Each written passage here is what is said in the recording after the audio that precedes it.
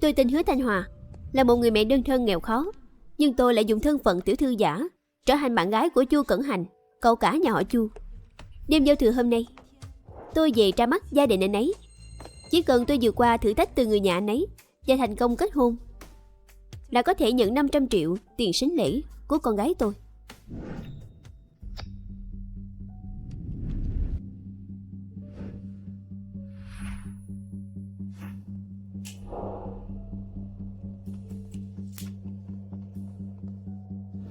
Thằng nhãi này, anh cả, làm em giật cả mình.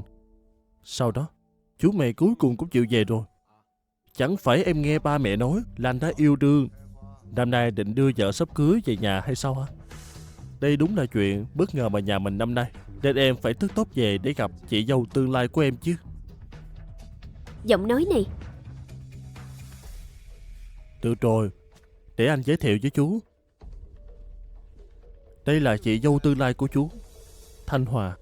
Nó là em trai của anh, Chu Vọng.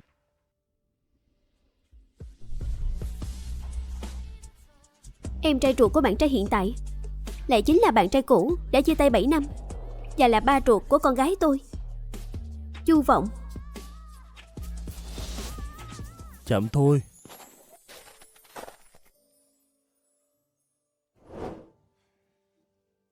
Chúc mừng nha, bà Học Hứa. Cuối cùng cũng đã tán đổ nam thần này rồi. Em định chịu trách nhiệm thế nào đi? Chu Vọng, sau này em nhất định sẽ rất yêu anh.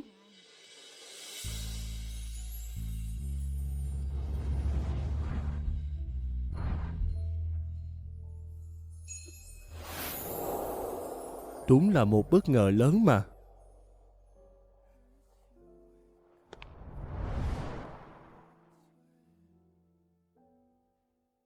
Chị dâu, trông chị rất giống với bạn gái cũ của tôi. Bạn gái cũ của chú à? Trên thế gian này có rất nhiều người giống nhau, nhưng Cẩn Hành là tình đầu của tôi.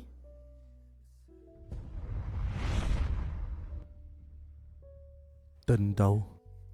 Thanh Hòa xuất thân gia đình gia giáo, ba cô ấy là giáo sư đại học, từ nhỏ lớn lên ở nước ngoài. Bọn anh rất hợp nhau, quen nhau không lâu thì bắt đầu hẹn hò. Đã xa cách 7 năm. Với thái độ này của Chu Vọng, chắc chắn sẽ vạch trần thân phận của mình. Hóa ra chị dâu là tiểu thư từ nước ngoài trở về à? Nhưng tôi lại nhớ rõ là bạn gái cũ của tôi vốn là sinh viên nghèo, lúc đó một đồng cũng phải bẻ làm đôi để tiêu. Luôn nghe chú nhắc về người cũ, chú rất yêu cô ấy. Yêu ư? Em hận không thể ăn tươi và nuốt sống.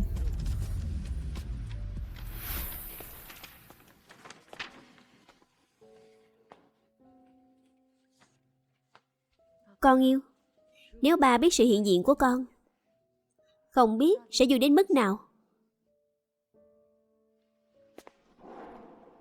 Cậu Chu, nếu cô bạn gái nghèo khó của cậu mà có thai, cậu có cưới cô ta không? Không cưới. Có con thì phá bỏ, sinh ra cũng không giữ lại, sinh ra cũng không giữ lại, sinh ra cũng không giữ lại. Chu Vọng, rõ ràng ban đầu là anh đùa giỡn với tôi trước, vậy mà anh lại hận tôi. Bao nhiêu năm qua, anh luôn nghe chú nhắc về cô ấy, trông chẳng giống đang hận chút nào. Em chỉ muốn dùng cách này để nhắc nhở bản thân. Quay xong rồi à? Thế nào? Bạn thiếu gia diễn đủ ngầu chưa? Cậu Chu diễn giỏi quá đó. Nhưng mà tại sao lại phải quay video này vậy? Chẳng phải cho anh cả của tôi tìm được một chị dâu nghèo khó để yêu đương, bị ba mẹ tôi chia rẽ, suýt nữa âm dương cách biệt. Đó chính là tấm gương đi trước, không thể không đề phòng. Nhưng có đoạn video này rồi, ba mẹ tôi chắc chắn sẽ không ép tôi và Thanh Hòa chia tay. Cậu Chu tính toán hay quá. Chúng ta chia tay đi, đừng tìm tôi nữa. Đời này đừng bao giờ gặp lại. Anh cả anh không biết đâu. Cô người yêu nghèo này kiết xác của em, sau khi tán đổ em, lại thấy chán ngấy, rồi tuyệt tình chia tay và biến mất. Em dùng cách này để luôn tự nhắc nhở bản thân không được quên quá khứ ngu ngốc đó. Đều là chuyện cũ rồi. Không muốn nói nữa. Ba mẹ cũng sắp đến rồi. Anh cả, chúng ta đi đón họ đi. Chị dâu à, lớp trang điểm em rồi kìa. Tôi thấy chị nên vào nhà vệ sinh dặm lại một chút đi. Anh đi đón ba mẹ trước nha.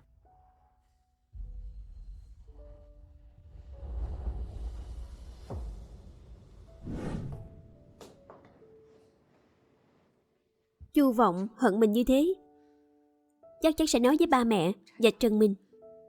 Chỉ cần bị lộ tẩy, mọi thứ sẽ tan biến. Hoang Hoang phải làm sao?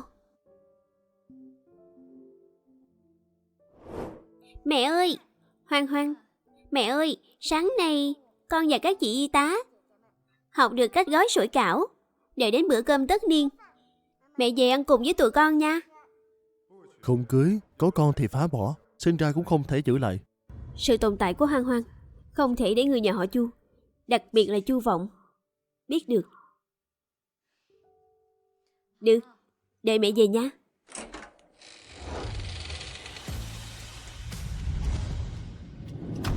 Anh ta nghe thấy rồi. Đã lâu không gặp. Bạn gái cũ. Xem ra anh ta chưa từng nghe thấy.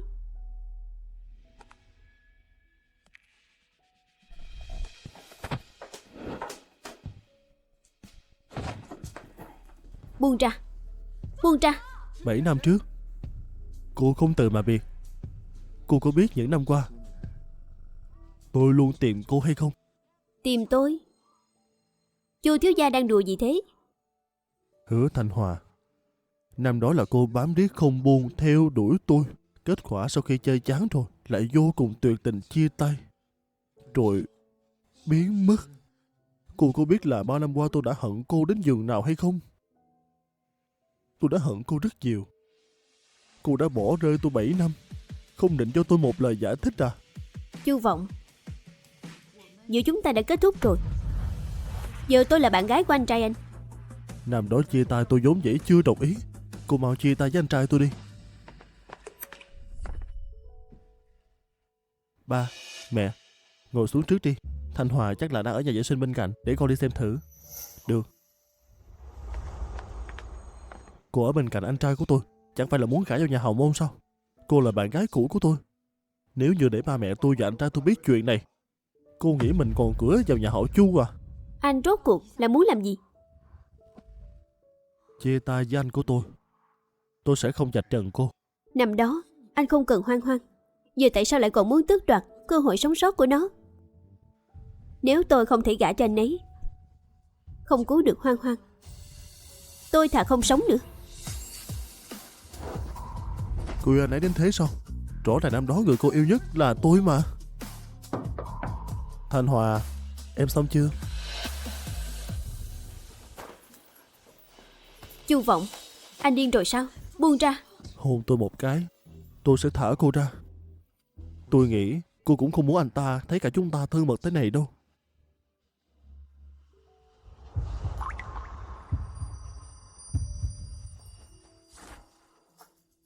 Tôi lừa cô đó.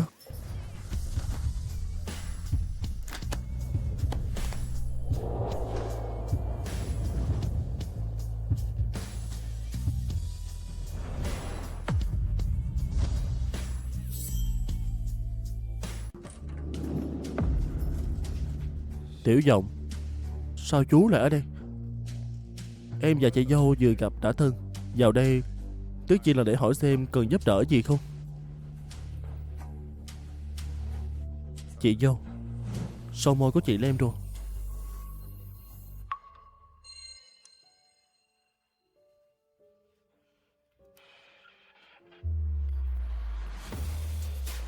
Ba mẹ đến rồi, chúng ta ra ngoài thôi.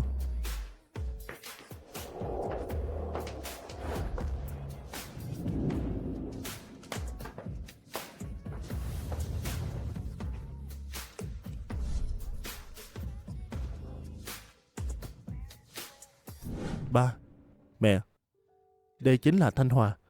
Ba cô ấy hiện đang là giáo sư tại Học viện Kiến trúc Paris. Cô ấy từ nhỏ tới lớn lên ở nước ngoài, mới về nước không lâu. Cháu chào chú gì ạ? Quá ra là cháu lớn lên ở Ba Tri. Hồi tháng 6 năm nay, dì và chú cũng nghỉ dưỡng ở đó. Dì nhớ là lúc ấy có một triển lãm tranh rất nổi tiếng, khiến người ta ấn tượng sâu sắc. Chắc là dì nhớ nhầm thời gian rồi.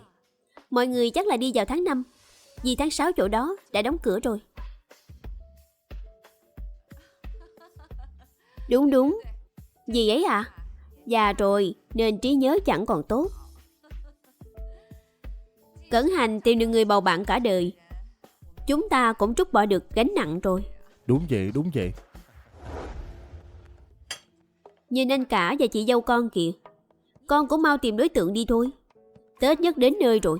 Nếu mà có hai nàng dâu thì chắc náo nhiệt lắm đây. Đúng vậy, đúng là như vậy. Mẹ, gắp con cũng gắp chứ bộ. Nhưng chuyện tán tỉnh này cũng cần phải có kỹ năng. Bình thường toàn là người ta tán con chẳng có kinh nghiệm gì. Hồi còn học đại học, chị dâu giỏi tán tỉnh lắm nhỉ? Hay là chị chia sẻ chút kinh nghiệm cho tôi xem.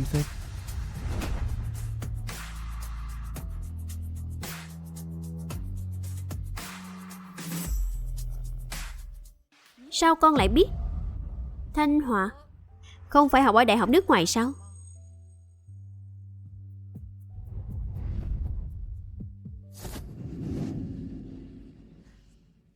Có lẽ ở nước ngoài khá cởi mở, nên cậu hai mới hiểu lầm tôi cũng là kiểu người đó. Nhưng tôi vừa mới nói rồi, Cẩn Hành là tình đầu của tôi. Hồi tôi còn học đại học không hề yêu đương, vì thế cũng chẳng có kinh nghiệm để chia sẻ cho anh. Chu Cẩn Hành là tình đầu của cô. Vậy tôi là cái gì chứ?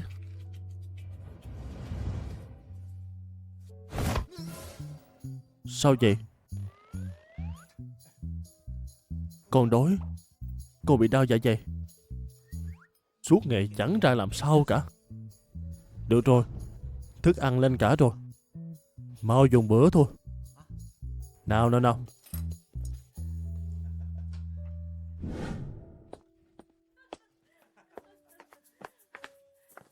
Con, cái thằng nhãi này đến chào hỏi cũng không biết nữa. Thanh Hòa, mai là mùng 1 Tết, bạn bè họ hàng sẽ qua nhà chơi, nhớ ghé qua nha. Dạ.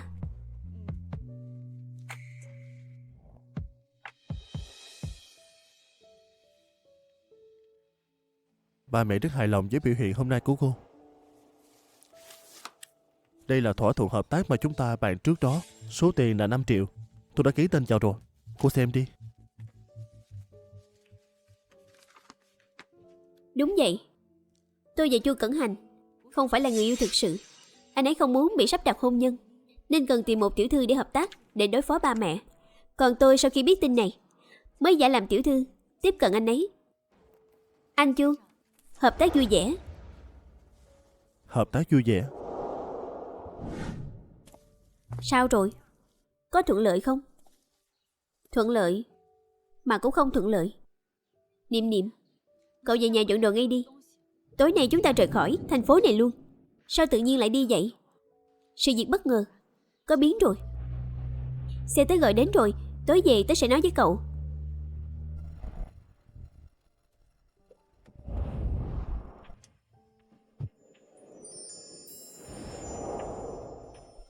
Xin lỗi anh, tôi lên nhầm xe.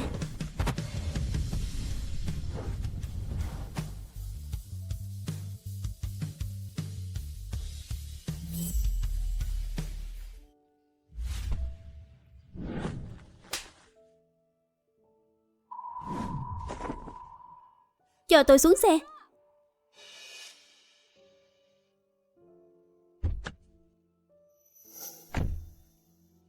Hứa Thanh Hòa, giờ cô diễn giỏi thật đó. Năm đó cô tỏ ra yêu tôi sâu đậm, thì có phải cũng là diễn không? Nói về diễn thì ai qua được anh chứ? Cô có ý gì chứ? Cô thực sự nghĩ rằng chỉ cần tiêu dệt nên một người ba giáo sư nào đó rồi giải danh tiểu thư là sao không bị vạch trần sao? Người trong hào môn từng trải sự đời rất nhiều. Không phải chỉ đơn giản học vài câu nói kiểu quý tộc là có thể qua mặt được họ đâu ha. So với nhục nhã khi lộ tẩy thì chia tay Chu Cẩn Hành ngay. Còn giữ được chút thể diện đó. Thể diện, đó là thứ mà giới thượng lưu các anh mới quan tâm thôi. Xin lỗi tôi. Khó đến thế sao? Chỉ cần cô nói với tôi là cô hối hận vì đã bỏ rơi tôi nhất định sẽ tha thứ cho cô.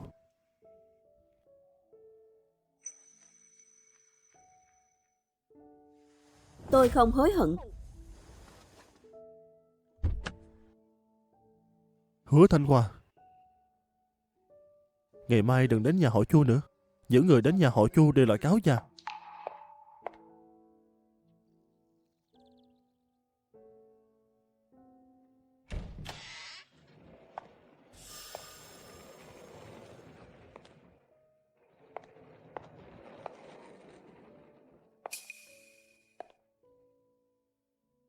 Đứa bé bị bệnh tim bẩm sinh, tình hình không mấy khả quan, cần phải tìm được người hiến tim phù hợp để tiến hành phẫu thuật ghép tim.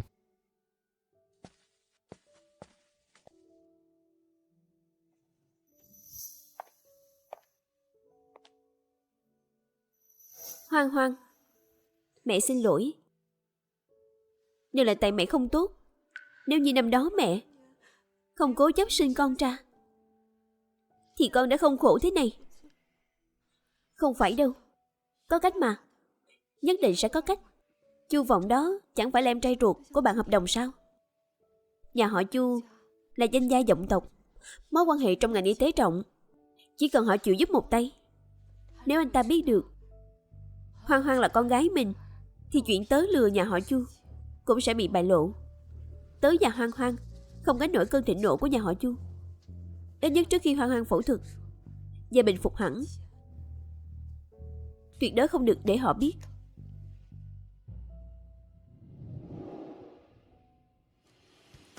Đồ đạc tớ đã dọn xong rồi. Chúng ta đi nữa không? Không đi nữa. Tớ phải ở lại.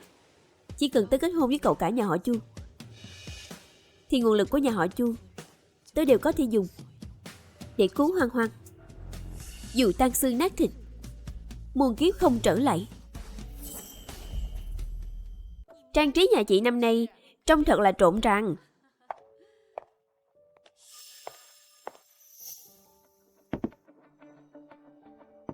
Cô chắc là cô Hứa vợ sắp cưới của anh Cẩn Hành hả? Thứ lỗi tôi mắc kém, Tết nhất đến nơi rồi mà cô Hứa lại ăn mặc giản dị quá. Làm ban nãy tôi còn tưởng là người giúp việc trong nhà. Cô ta chính là Sở Tình, người suýt chút nữa đến hôn với Chu Cẩn Hành. Xem con dâu tương lai của nhà họ Chu là người giúp việc hay sao? Cô Sở à, cái tật ở mắt này của cô phải chữa đi. Chẳng phải con ở cùng ba và anh cả của con sao? Qua đây xem buổi trà chiều của hội phu nhân chúng ta làm gì? Một lũ đàn ông ở cùng nhau có gì thú vị đâu chứ. Ở đây tốt hơn, có kịch hay để xem. Nghe nói tiểu thư trong gia đình gia giáo vào mỗi dịp Tết là coi trọng lễ nghĩa nhất. Vào đúng ngày mùng 1 Tết sẽ dùng trà cầu phúc, pha trà nghênh xuân. Không biết hôm nay mọi người có diễm phúc thưởng thức không?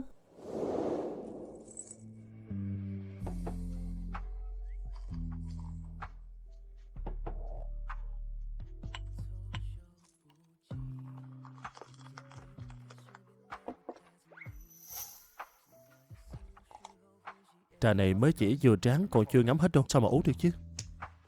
Làm gì mà phải cầu kỳ thế kia? Đợi anh làm xong mấy bước đó chắc em khát khô họng mất. Cô ấy chưa từng học qua mấy thứ này.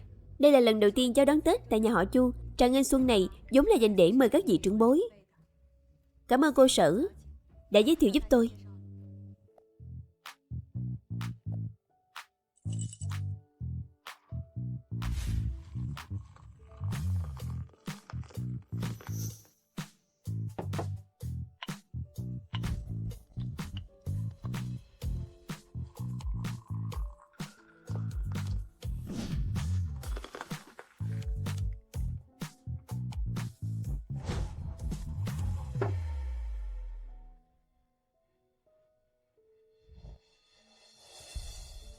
Mời gì dùng trà. Năm mới đến rồi, chúc chị sức khỏe dồi dào, vạn sự như ý. Được.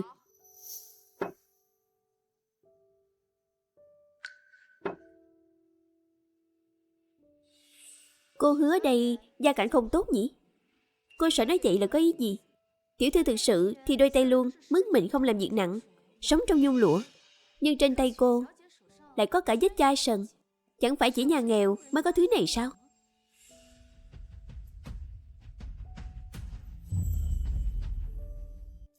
Những năm qua, cô ấy đã chịu bao nhiêu khổ cực.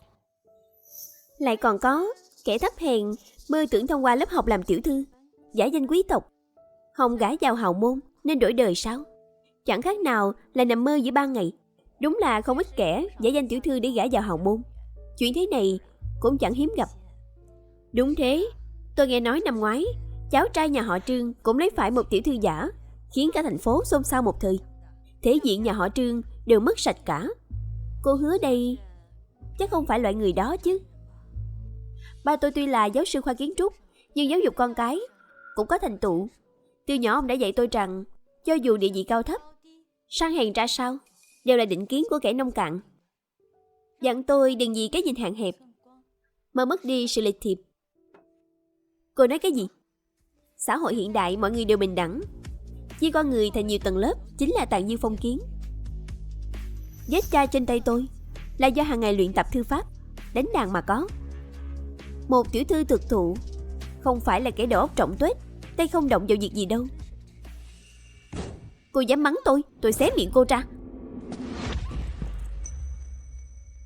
Chuyện này Thật là ngại quá đi, cô Sở à. Tôi không ngờ là ngoài việc cô kinh thường người khác ra, thì mắt của cô lại bị mù nữa. đồ khốn kiếp nhà anh. Cô Sở, lời lẽ cay độc lại còn hống hách. Nhà họ Sở dạy dỗ con gái như thế này sao? May mà Cẩn Hành không đồng ý đính hôn với cô. Bác gái, cháu Thanh Hòa, cháu lại đây.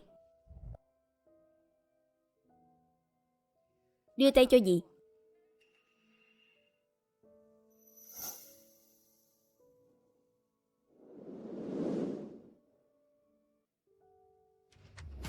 Dì à, dì định qua năm mới cho con dâu tương lai.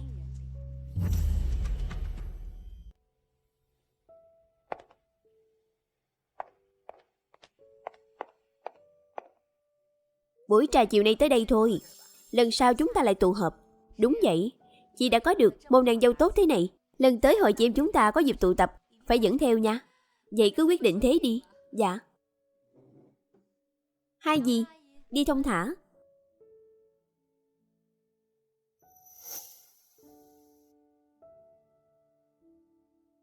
Ba mẹ cháu ở tận nước ngoài, Tết nhất nhà chẳng còn ai nhỉ? Vì một mình thì cô đơn lắm. Hay là cháu cứ ở lại nhà dì đi. Mẹ, cô ấy còn chưa gả vào mà. Với lại phòng khách đều bị con chiếm hết, tạm thời không còn phòng trống. Thằng nhãi này con lại nói gì đó. Đính hôn rồi thì chính là con dâu nhà họ Chu. Không còn phòng khách thì ở cùng anh trai con. Không được. Sao lại không được chứ? Mẹ có biết thật ra cô ấy chính là... Gì ạ? Vậy cháu xin làm phiền. Không phiền. Tuy đã đính hôn, nhưng Cẩn Hành e là vẫn chưa quên được người cũ. Phải nhanh chóng để Thanh Hòa sinh cháu đích tôn thôi.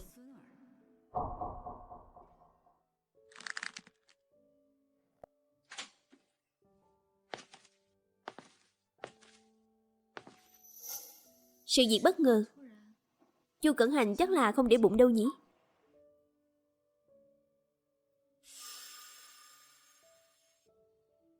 Dù Chu phu nhân cũng xem như chấp nhận mình rồi, nhưng chiếc vòng quý giá thế này vẫn nên trả lại cho dì ấy thì hơn.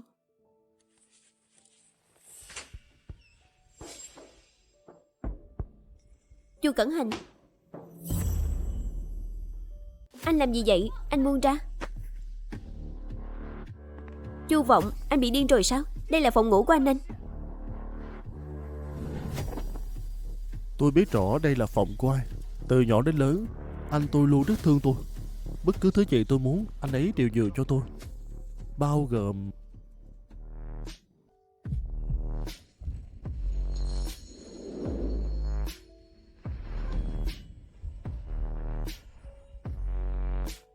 phòng ngủ này.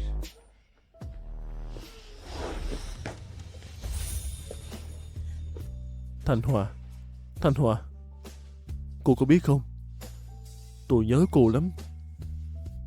Chúng ta chia tay rồi. Chưa hề chia tay. Tôi vẫn chưa đồng ý. Thì tôi vẫn là bạn trai của cô. Cô không muốn quỷ hôn với anh tôi là vì muốn hai anh em tôi cùng nhau hầu hạ cô sao? Chu Vọng,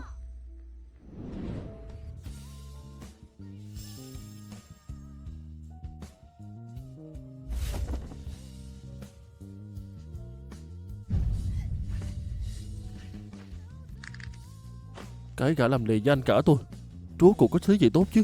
Anh ấy biết cách làm cô hài lòng sao? anh ấy cái gì cũng khiến tôi hài lòng. Cái gì cũng tốt hơn anh.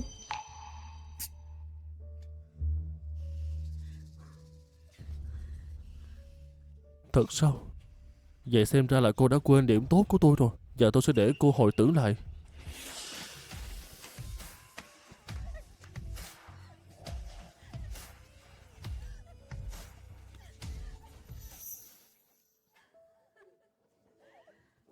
Xem chừng là gạo này sắp nấu thành cơm cả rồi.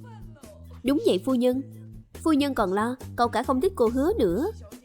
Theo tôi thấy thì hai người họ đang rất mặn nồng mà. Xem ra phải sớm lo liệu chuyện cưới hỏi thôi. Đúng, không sai.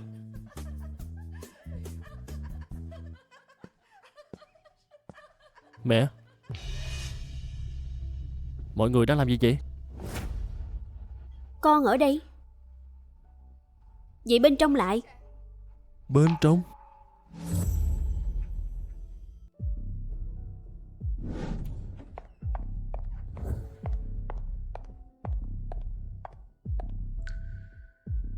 Gì ạ?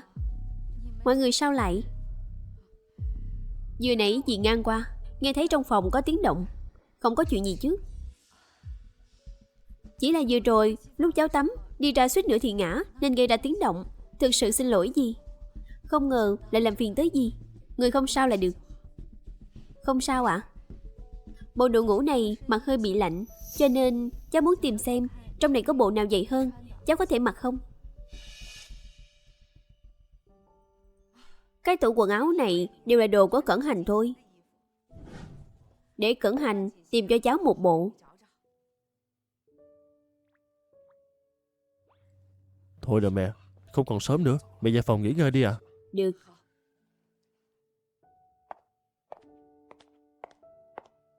Ngày mai tôi bảo dì Dư mua cho cô vài bộ đồ chưa dặn. Dạ. Cô cứ yên tâm ở lại đây đi. Vừa hay dạo này công ty đang tồn độc nhiều việc nên tối nay tôi phải ở phòng sách xử lý. Cô mau ngủ sớm đi.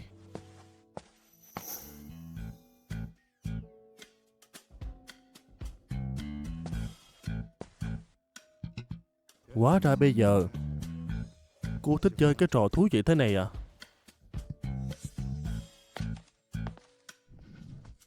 Đúng đó. Cho nên anh cứ từ từ mà tận hưởng đi.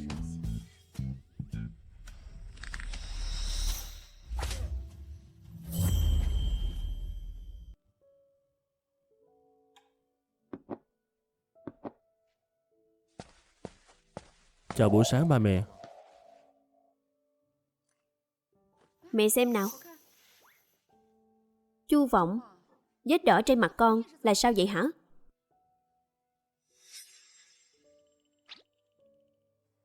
Tối qua lúc con ngủ, tự nhiên lòi ra một con mèo hoang. Chắc là thèm khát sắc đẹp của con nên ôm lấy mặt con mà xé cắn. Sáng dậy thành ra thế này.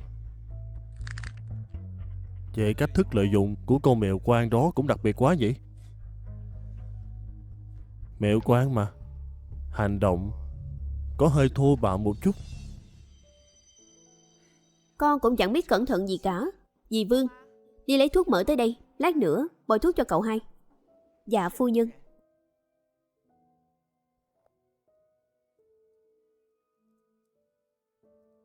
Chị Dư, dì cứ xuống trước đi để tôi tự làm cho. Dạ được.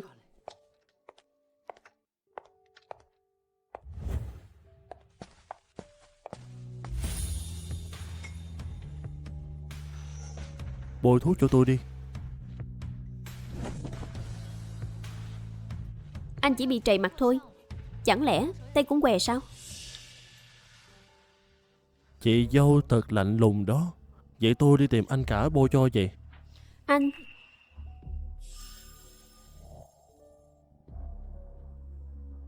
tôi bôi cho anh.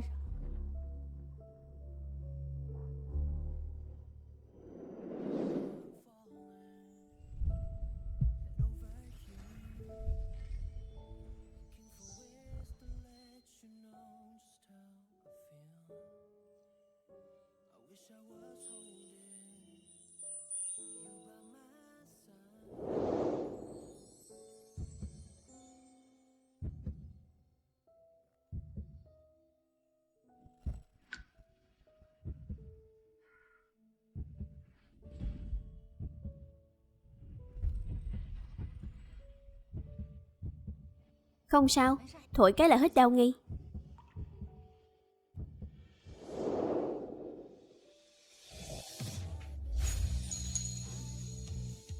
Hứa Thanh Hòa, tôi tha thứ cho chuyện năm xưa.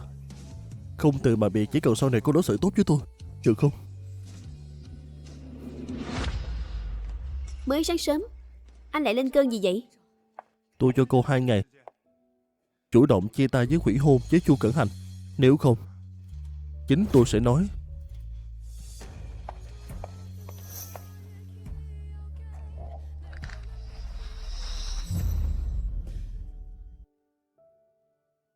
Anh ta ép cậu chủ động hủy hôn thật à? Không phải, tên Chu Vọng đó lấy tư cách gì? Vì cậu hợp tác với anh trai của anh ta là để có tiền chữa bệnh cho con gái ruột của anh ta. Nếu lúc này mà hủy hôn, hợp tác chấm dứt, việc điều trị sau này của Hoang Hoang tính sau đây. Vì cuộc phẫu thuật ghép tim của Hoang Hoang, tôi tuyệt đối không chấm dứt hợp đồng với Chu Cẩn Hành. Hứa Thanh Hòa, năm đó chính cô bám riết không buông theo đuổi tôi. Kết quả sau khi chơi chán tôi thì lại tuyệt tình, chia tay, rồi biến mất. Cô có biết là bao năm qua tôi đã hận cô đến nhường nào không?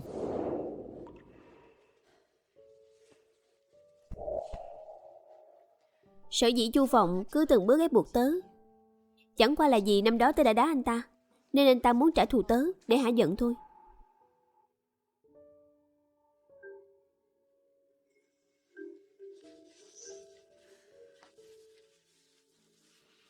Alo, gì ạ?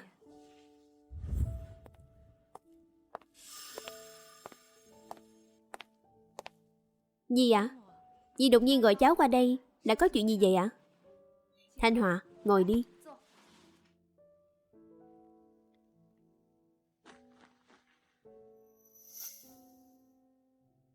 Thanh Hòa, cháu có biết Chu Vọng rốt cuộc thích kiểu con gái thế nào không? Có phải dì đã biết chuyện gì rồi không? Cháu... Chu Vọng năm nay đã 27 tuổi, cũng chẳng còn nhỏ nữa. Mấy năm qua, nó cứ vùi đầu vào sự nghiệp, bên cạnh chẳng có lấy một bóng hồng. Cháu là chị dâu của nó, gu thẩm mỹ lại tốt. Cháu có thể tham mưu giúp nó không? Quá ra là muốn xem mắt cho Chu Vọng.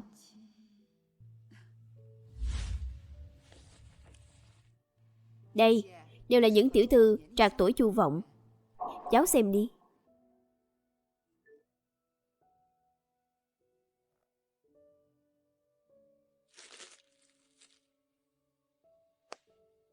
Cưng à, cô chỉ còn 1 ngày thôi.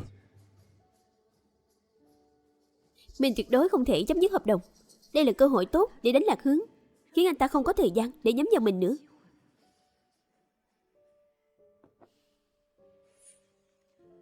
Dì cứ yên tâm đi, chuyện này cứ để cháu lo. Vậy thì tốt quá rồi.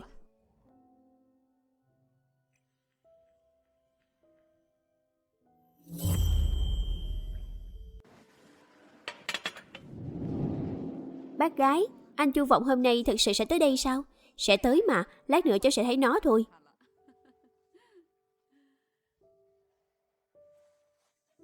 Thanh Hòa, cháu gọi điện cho Chu Vọng, bảo nó qua đây. Nhớ kỹ, đừng có nói với nó chuyện xem mắt đó.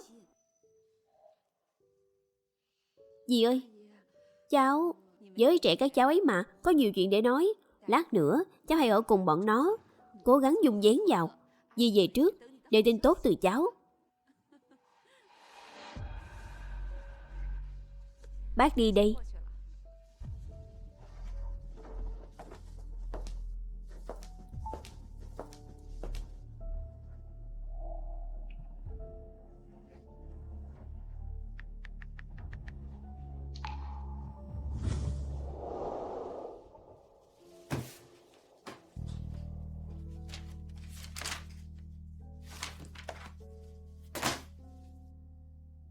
Sao Hứa Thanh Hòa vẫn chưa chịu hủy hôn? Cô ấy rốt cuộc muốn cái gì đây?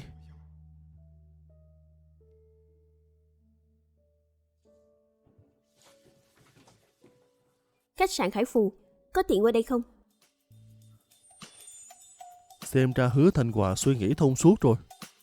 Đang khóc lóc, xin mình quay lại đây mà.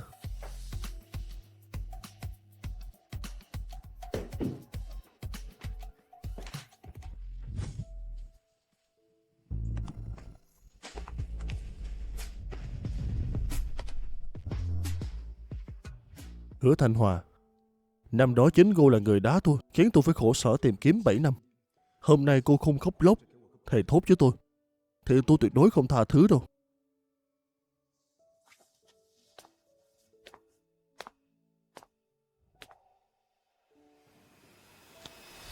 Cuối cùng cũng nghĩ thông rồi à? Định làm sao để tôi tha thứ cho cô đây?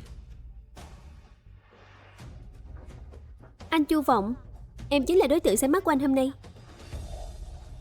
Xem mắt sao? Cô gọi tôi tới đây là để xem mắt sao? Đúng vậy anh Chu Vọng, bác gái đã sắp xếp cho chúng ta. Nhưng mà cậu phải cảm ơn chị Thanh Hòa nữa, vì đã giới thiệu em cho bác. Đây chính là người cô sắp xếp cho tôi xem mắt à? Đây là con gái của nhà họ Lâm, Lâm Thư Duyệt, tốt nghiệp trường danh tiếng, kém anh 3 tuổi. Rất xứng đôi đó. Không ngờ chị dâu không chỉ diễn giỏi, còn khéo làm bà Mai quá nhỉ. Chị dâu, chị có biết tôi thích kiểu phụ nữ thế nào không? Bà vội vàng ghép đôi cho tôi hả? Anh Chu Vọng, là do tính cách của em hay ngoại hình có chỗ nào không đúng với tiêu chuẩn của anh sao? Anh thích kiểu như thế nào, gì mà em có thể sửa lại theo sở thích của anh. Tính cách em cũng có thể sửa theo ý anh muốn mà. Ngoại tình, thuận mắt là được. Còn tính cách của tôi, trước mặt lạnh lùng, sau lưng thô bạo ngang ngược, kiểu làm người ta tức phát điên. Yêu cầu này có vẻ hơi quá quắt rồi đó. Bạn gái cũ của tôi chính là thế đó. Chị dâu, đã muốn lo chuyện cưới xin của tôi thì hãy lo cho tới đi. Sau này cứ theo tiêu chuẩn này mà tìm.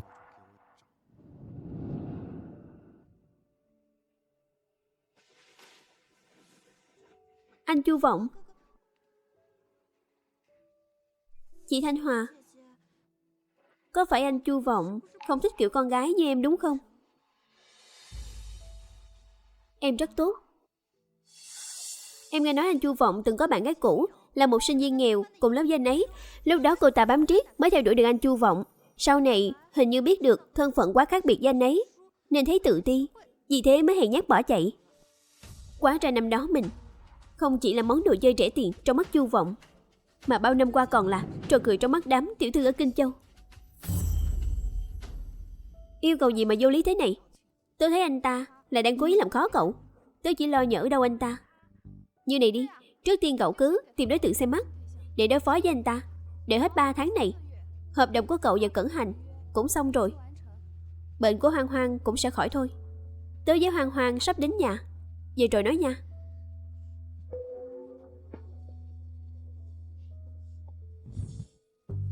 Hôm nay mẹ sắp xếp cho Chu Vọng xem mắt. Đối phương là con gái nhà họ Lâm. Con về hỏi thử xem nó cảm thấy thế nào. Nhà họ Chu bây giờ không cần tới liên hôn. Con với tư cách là con trưởng, tự nhiên sẽ biết giữ gìn thể diện cho nhà họ Chu. Chu Vọng nó cũng có quyền tự do của nó mà. Được rồi, em trai con bao nhiêu tuổi rồi vẫn chưa có gì, còn không muốn lo thì thôi vậy. Niệm Niệm, dừng xe.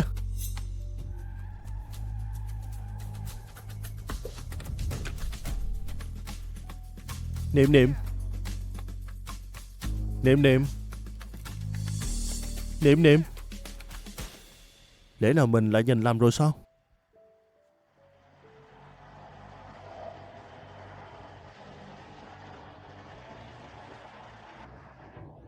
Mẹ nuôi, có phải mẹ quen biết chú đó không ạ? Mẹ không quen. Đi thôi. Mẹ nuôi dẫn con về nhà tìm mẹ của con.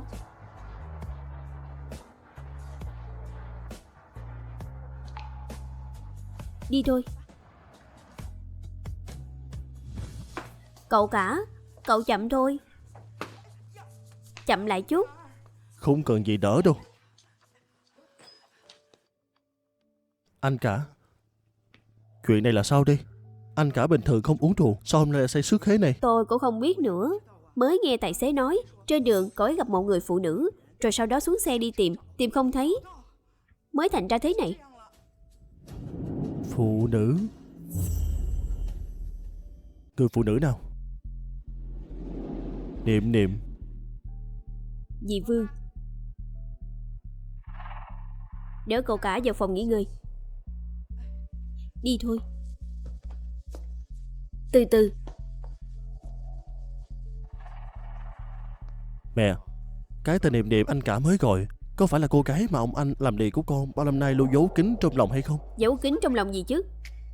Đó chỉ là một đoạn nghiệt duyên.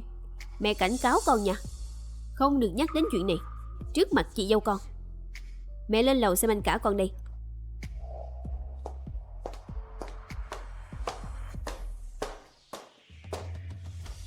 Hứa Thanh Hòa tự trọng cao như vậy, nếu như cô ấy biết trong lòng Chu Cẩn Hành có một bóng hình khác, chắc chắn sẽ chia tay anh ấy.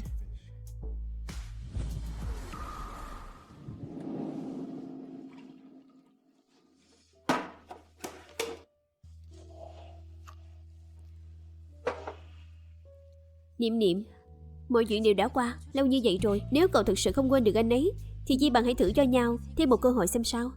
Tớ với anh ấy không thể nào đâu. Với lại đã nhiều năm như vậy, biết đâu bên cạnh anh ấy đã có người phụ nữ khác rồi.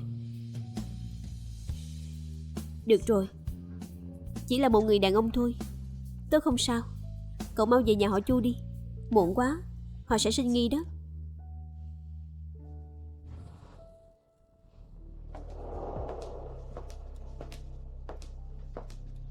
Hứa Thanh Hòa.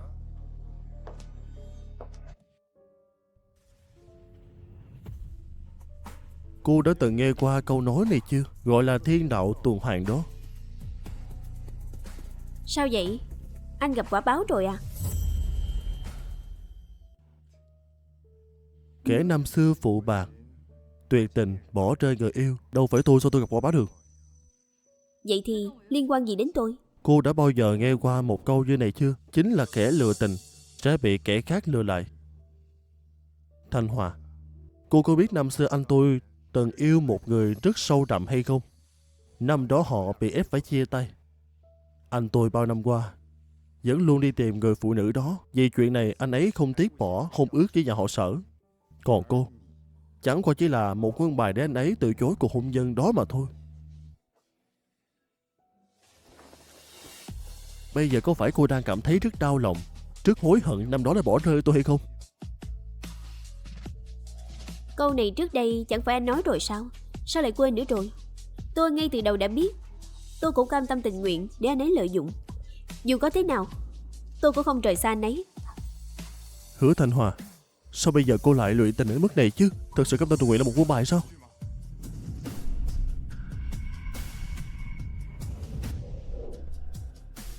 Tôi thích vậy. Tôi sẵn lòng. Không được à? Cô coi lời tôi nói 2 ngày trước giữa gió thoảng bên tai hả?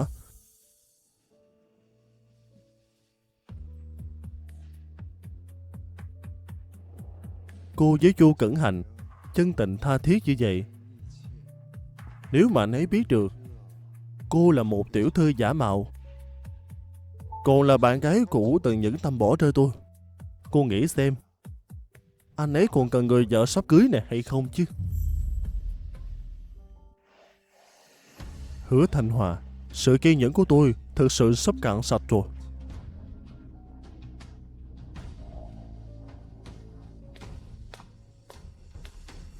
Anh ta rốt cuộc muốn làm gì?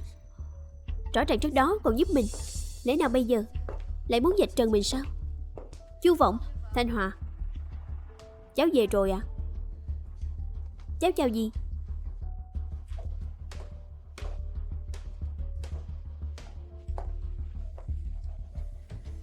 Vừa rồi cháu với Chu Vọng đứng đây làm gì vậy? Chỉ là tình cờ gặp, đứng nói vài câu thôi ạ.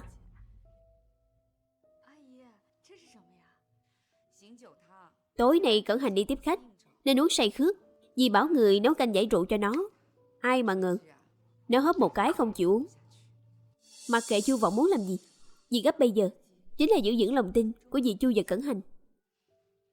Cứ để cháu lo, cháu biết cách nấu canh giải rượu cho nó dễ uống hơn. Để cháu làm xong sẽ mang lên lầu cho anh ấy. Vất vả cho cháu rồi, là việc cháu nên làm mà.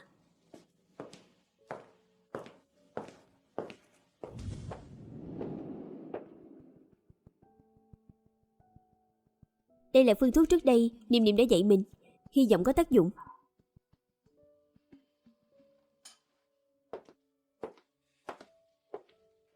Anh Chu, tôi có nấu canh giải rượu, anh uống chút đi, ngày mai sẽ dễ chịu hơn. Cảm ơn.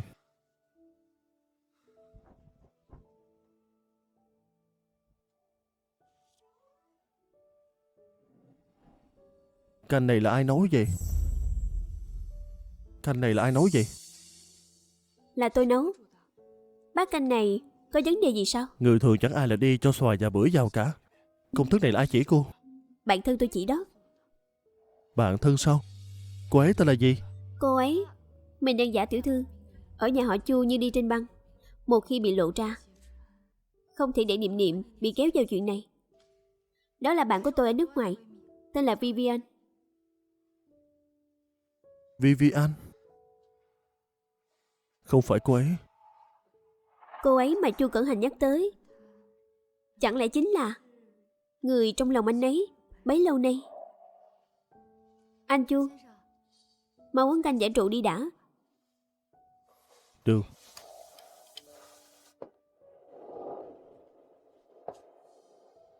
Thanh Hòa không hổ danh là tiểu thư xuất thân từ gia đình gia giáo, vừa hiểu chuyện lại còn khéo tay.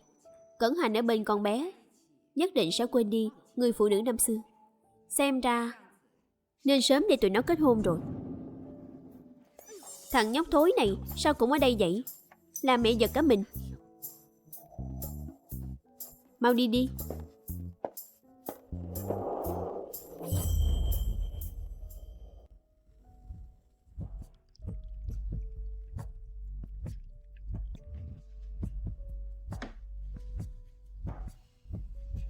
Tối qua Chu Vọng tới phòng, có phải là muốn trực tiếp mắt với Chu Cẩn Hành mình là giả mạo không?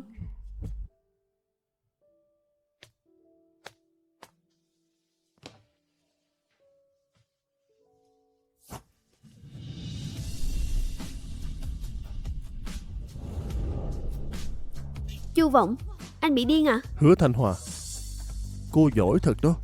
Giờ thì ba mẹ tôi đều bị cô xoay như dế, ơn cô đến mức không chịu nổi. Hiện tại họ đã bắt đầu chuẩn bị chuyện hôn lễ của cô với anh trai của tôi rồi. Anh nói cái gì? Đây chẳng phải là thứ cô muốn sao? Giờ cô chỉ còn thiếu một bước cuối để gả cho anh tôi. Mà biến số duy nhất lúc này lại chính là cậu em chồng này. Có phải lúc ngủ nằm mơ cô cũng muốn bịt miệng tôi hay không chứ? Đúng. Kiêu ngạo vậy sao? Nhưng mồm là của tôi. Bịt thế nào cô có biết hay không?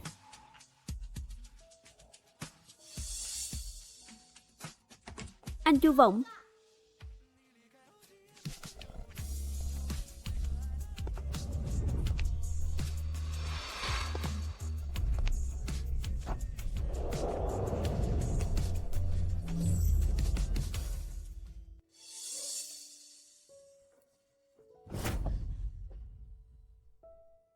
tên khốn này. Anh Chu Vọng. Cô Lâm. Cô tới nhà họ Chu làm gì chứ? Anh Chu Vọng là bác gái đã mời em qua nhà chơi. Hai người cứ tự nhiên, tôi đi chuẩn bị trà bánh.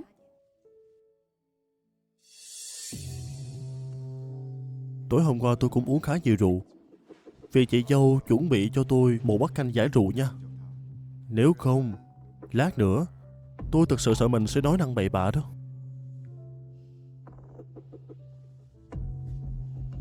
Được. Phiền chị dâu nha.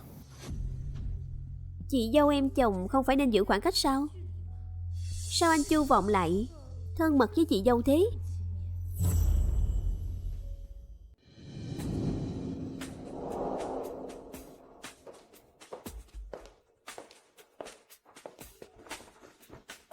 Chị Thanh Hòa, đưa canh cho em đi.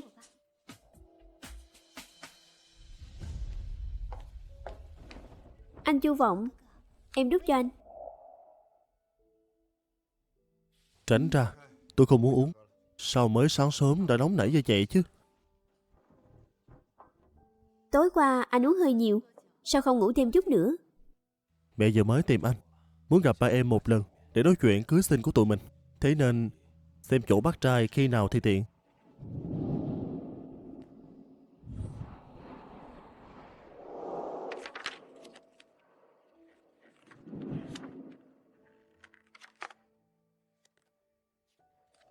Chỗ này đều là tư liệu nhà họ Chu. Ông nhất định phải thuộc lòng. Ngày mai không được xảy ra sơ suất. Cô yên tâm đi, chỗ tư liệu này tôi giờ mới xem qua. Cũng không nhiều đâu, tôi chắc chắn thuộc lao. Đợi đến lúc đó, đảm bảo là đọc trôi chảy luôn mở miệng ra là nói được. Dĩ nhiên mà, tôi là dân chuyên nghiệp đó.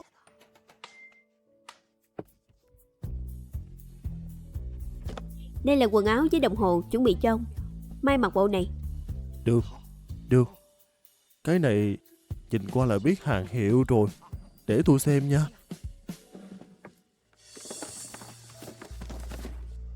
Hứa Thanh Hòa, kia chẳng phải là vợ sắp cưới của Cẩn Hành sao? Nghe nói hai nhà Chu hứa ngày mai gặp mặt thông gia rồi. Sao cô ta lại đi cùng hạng người đó chứ? Nhìn là thấy nghèo hèn rồi. Tôi đã bảo mà, nhận định lúc trước không sai. Hứa Thanh Hòa này rõ ràng đang giả làm tiểu thư.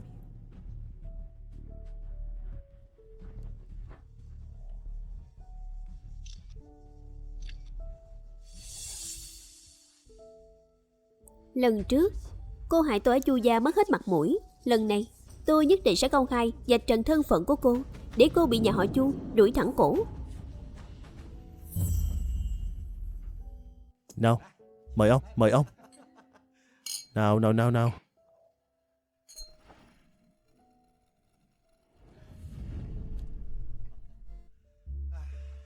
Bao năm qua, tôi vẫn luôn ở nước ngoài, chuyên tâm làm nghiên cứu. Lần này đây, nếu không phải để bàn bạc chuyện cưới xin của hai con, tôi cũng không về nước đâu. Nghiên cứu là công việc và đam mê của giáo sư như anh, tôi rất là thấu hiểu. Nhưng chuyện hôn sự của hai đứa nhỏ, phụ huynh cũng cần đứng ra lo liệu một chút thứ chứ. Đúng.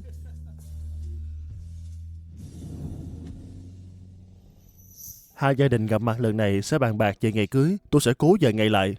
Nếu như mà ngày đó được định xong xuôi, chúng ta có thể giả cưới trước. Nghĩ tới việc này có thể sẽ làm tổn hại danh dự của cô Hứa. Để sau khi hết hợp đồng, tôi sẽ trả gấp đôi tiền để bù đắp lại cho cô. Kết hôn giả, không có quan hệ thật sự. Chu Cẩn Hành có thể thuận lợi né dục cưới. Đợi khi xong hợp đồng, mình sẽ không cần lo lắng phí chữa bệnh cho Hoang Hoang nữa. Mẹ, gần đây tập đoàn có vài dự án quốc tế đang lúc quan trọng. Tụi con chưa vội kết hôn. Công việc thì lúc nào chẳng bận rộn, cưới vợ lập gia đình mới là chuyện hệ trọng nhất. Thanh Hòa, cháu thấy sao? Nhi à, cháu thấy là bác gái.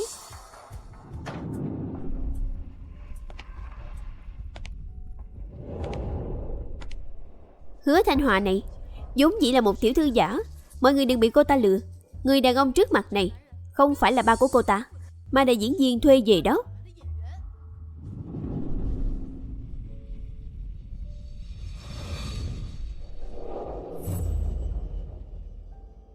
Cô nói cái gì? Diễn viên gì? Bác trai bác gái, hôm qua cháu đã tận mắt thấy. Cô ta cùng người này ở một quán cà phê.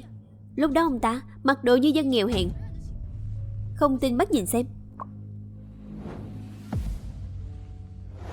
Ê, chuyện này... Không ngờ cô Sở đây lại trong mặt mà bắt hình dong. Ba tôi say mê nghiên cứu, từ trước tới nay không nhiễm đồ. Nếu nay không gặp thông gia, ông ấy vẫn giản dị như vậy, sao nào?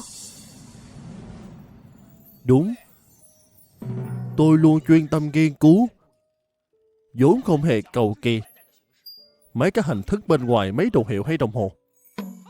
Tôi chưa từng để tâm tới.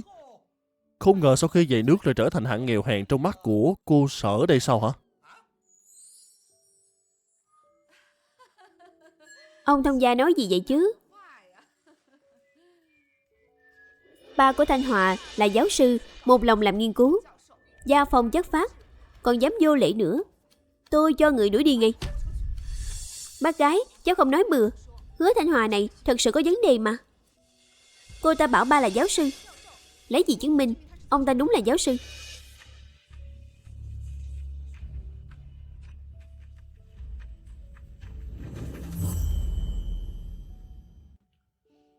Tại sao tôi lại phải đi chứng minh với một kẻ không liên quan như cô chứ?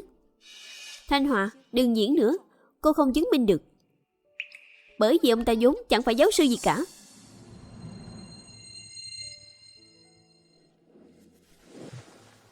Thanh Hòa, em cũng không muốn để 3 ngày. Vậy đi, em lấy thứ gì chứng minh thân phận của bác trai ra cho cô ta xem. Mọi chuyện sẽ rõ thôi.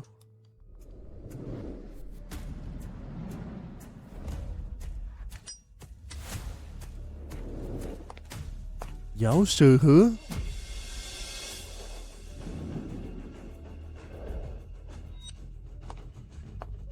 Giáo sư Hứa, sao thầy đã ở đây? Vị này chính là giám đốc điều hành tập đoàn Khải Duyệt. Cậu ấy lại là học trò của ba Thanh Hòa. Ái chà, em vừa đi ngang qua, cứ tưởng mình nhìn nhầm. Thầy học trò khắp nơi, đã qua lâu như vậy rồi. Chắc chắn thầy đã quên em. Em là Lâm Mục đây. Năm kia sang Pháp em còn vào trong học viện ghé qua thăm thầy mà. Thầy quên rồi à? Đây là con gái giáo sư, cô Thanh Hòa có phải không?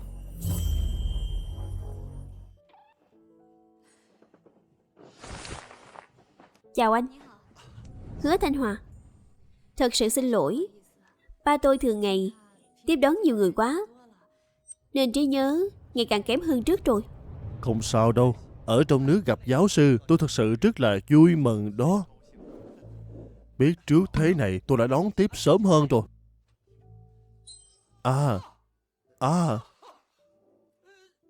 Lâm Mục có đúng hay không?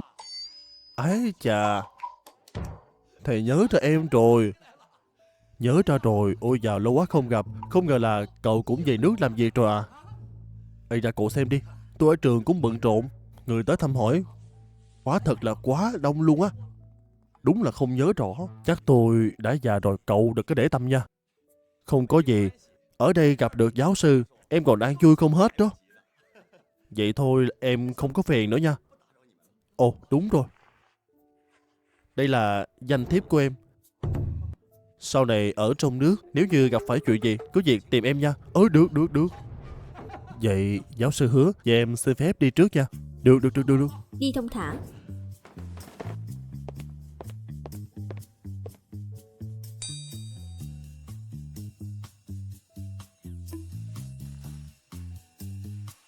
Không thể nào, ông ta sao có thể là giáo sư chứ? Một bữa tiệc gia đình tốt đẹp đều bị cô làm loạn hết rồi. Cô là con cháu của nhà họ Sở mà lại vô lễ như vậy.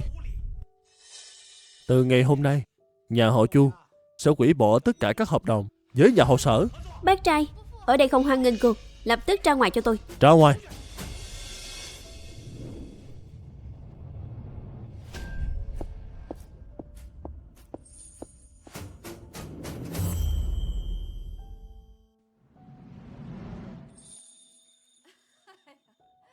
Thật sự xin lỗi. Hôm nay là chúng tôi sơ suất. Hay là để chúng ta chọn dịp khác, cùng bàn bạc lại chuyện cưới xin của hai con.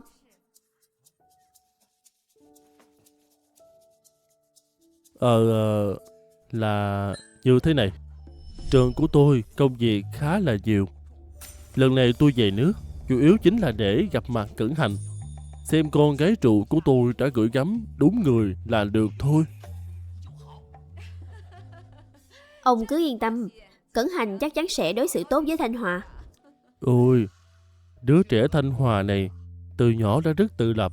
Tôi cũng tôn trọng mong muốn của nó, mong nó tương lai hạnh phúc đó.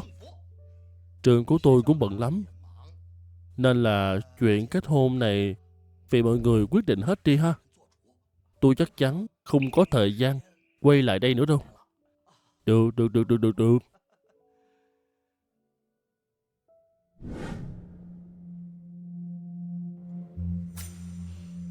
Hôm nay thể hiện tốt đó.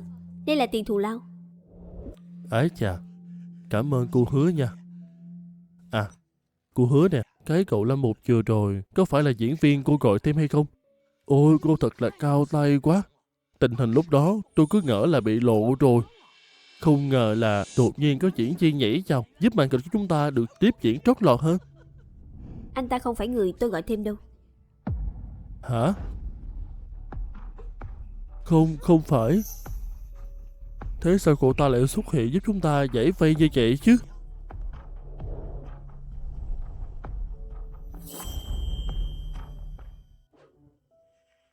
Nè, cậu Chu, diễn xuất của tôi vừa rồi thế nào? Có phải là ăn đứt mấy diễn viên chuyên nghiệp hay không?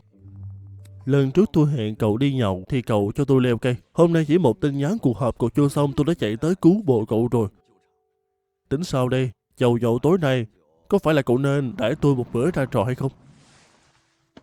Cảm ơn nhiều nha. Thôi đi, mình là bạn bao nhiêu năm rồi, còn khách sáo với tôi làm gì chứ? Nè, nhưng mà tôi vẫn chưa hiểu rõ lắm. Bao năm qua cậu đã hận cô người yêu cũ này như vậy, sao không vạch trần cái danh tiểu thư giả mạo kia luôn đi? Mắc gì còn giúp cô ta che giấu mãi thế? Cậu biết cái gì chứ? Tôi đâu có giúp cô ta giấu, mà là nắm thóp cô ta để sau này từ từ hành hạ thôi. Được rồi, cậu cứ to mồm đi ha. Công ty tôi, cậu có đóng việc phải lo. Tôi về trước đi nha.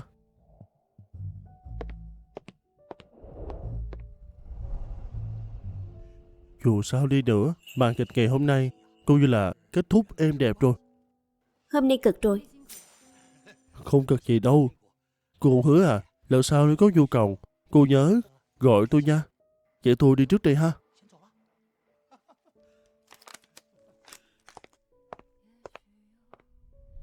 Chẳng lẽ là Chu Vọng?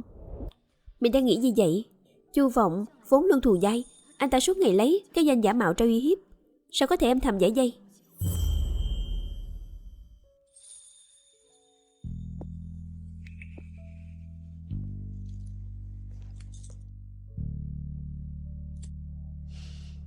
Alo, gì ạ?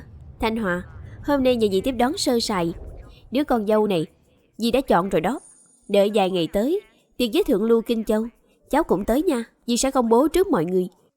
Cháu là con dâu nhà họ Chu. Dạ.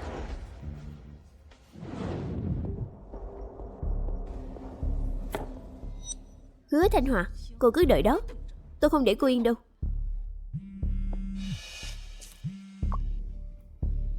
Alo.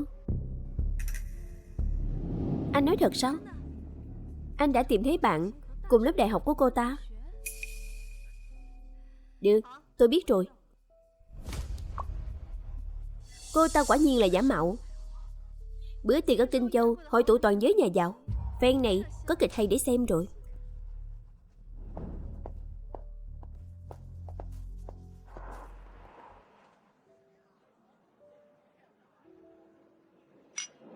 Chúc mừng năm mới nha, chúc mừng năm mới vui vẻ nha. Mong là hợp tác năm nay sẽ càng ngày càng phát triển hơn ha. Được rồi.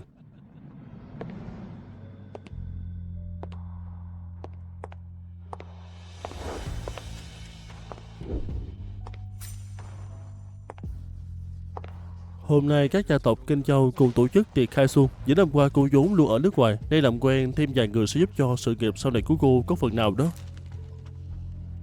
Cảm ơn anh Chu. Đây chính là vợ sắp cưới của Cẩn Hành sao? Đúng là tiểu thư xuất thân từ gia đình học thức mà. À, khí chất này thật là thanh tao đoan trang, Với Cẩn Hành đây, quả thật là một cặp trời sinh đó. Đúng vậy. Hứa Thanh Hòa.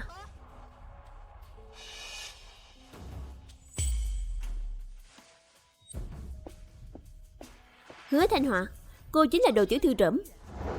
Hôm nay tôi cho mọi người thấy rốt cuộc cô là hạng người như thế nào. Hôm nay tôi cho mọi người thấy rốt cuộc cô là hạng người như thế nào. Sở Tình, cô muốn làm gì hả? Hết lần này tới lần khác hại nó. Tôi nể mặt ba mẹ cô mới không chấp nhận. Cô thực sự là cứng đầu, không biết sợ mà. Bác gái, bác cứ bình tĩnh. Bác biết không, thật ra cháu vẫn luôn yêu anh Cẩn Hành. Hôm nay cháu tới chính là để vạch trần cái mắt tiểu thư giả của Hứa Thanh Hòa. Cô ta nói thế là có ý gì chứ? Tiểu thư giả? Giả à? Tôi cứ ngỡ là lần trước cô sợ ăn nói hàm hồ và bị dì đuổi ra khỏi phòng riêng xong sẽ biết giữ mồm giữ miệng. Không ngờ nhanh như vậy đã quên mất bài học cũ. Cô, lần trước đúng là tôi không ngờ cô lại có bản lĩnh đến thế. Thậm chí còn nhờ cả anh Lâm phối hợp diễn kịch với cô. Thế nhưng bạn học cũ của cô khi xưa đều biết rất rõ cô rốt cuộc là loại người nào.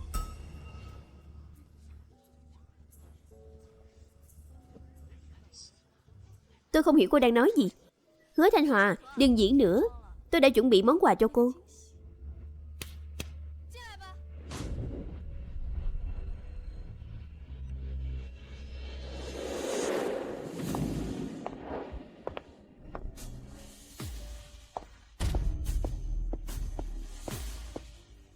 Bạn cũ. Đã lâu không gặp. Thật không ngờ một đứa nghèo kiết xác lại dám mơ mộng giả tiểu thư để gả vào hậu môn. Giả danh tiểu thư? Chuyện này là sao chứ?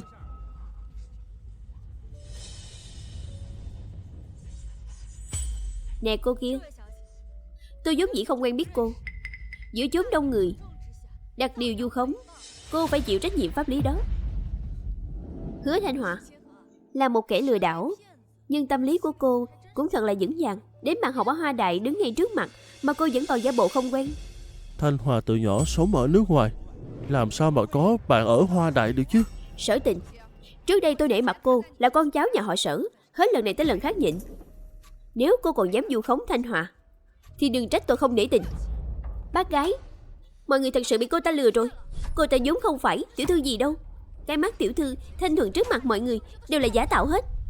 Năm đó chia tay Chu Vọng rồi chuyển trường. Mình đã xin ẩn đi thông tin cá nhân. Sở Tình không dễ mà điều tra ra được. Cô Sở, tôi biết là cô không cam lòng chuyện anh Cẩn Hành tự hôn với cô, chọn tôi làm vợ sắp cưới. Nhưng cô cũng không thể giả làm bạn học của tôi để bôi nhọ tôi. Ồ, hóa ra là vậy. Thủ đoạn này của cô Sở thật là quá hèn hạ mà. Mọi người, tôi thật sự là bạn học của Hứa Thanh Hòa. Tôi còn biết năm đó cô ta từng bám đuôi một người. Hơn nữa cậu mang thai với anh ta rồi sinh ra một đứa con.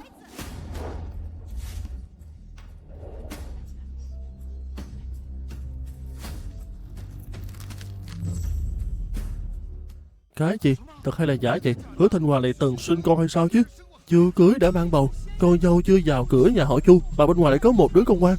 Cô xem chuyện này là thật à? Quá sức tưởng tượng rồi.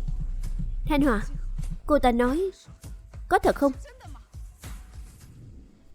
Cách ngày hết hợp đồng vẫn còn 2 tháng nữa. Mình tuyệt đối không thể bỏ giữa chừng. Dĩ nhiên là không rồi.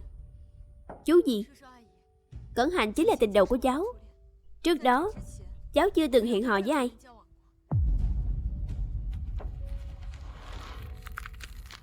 Hứa Thanh Hòa, cô đúng là diễn quá giỏi. Đã có thể gả vào nhà giàu, không tiếc dựng lên thân phận giả, còn chẳng thèm nhận người bạn học này nữa. Chẳng lẽ người con trai cô từng bám đuôi thời đại học cô cũng quên rồi sao? Nó có sách mắt cứu chứng thế này, không lẽ là thật đó chứ?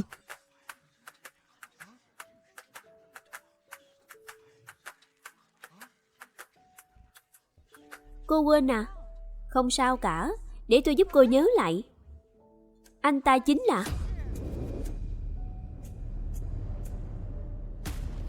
Tất cả đều phải kết thúc sao?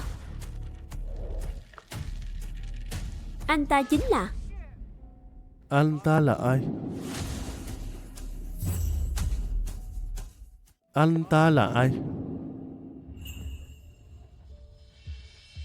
Nam thần mà Hứa Thanh Hòa bám đuôi quyết liệt năm đó lại là cậu hai nhà họ Chu.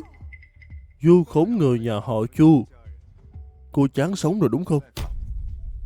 Chu Vọng, Hứa Thanh Hòa là một kẻ lừa đảo, sao anh lại bao che cho cô ta? Cô ấy có lừa đảo hay không tôi lại không nhìn rõ sao? Vậy thì cô nói thử xem. Người con trai đó tên là gì? Nếu như nói sai một chữ thì cái lưỡi vô dụng của cô đừng giữ lại nữa. Nói đi. Cậu hai nhà họ Chu là người quyền quý bậc nhất Kinh Châu, mình tuyệt đối không thể đắc tội.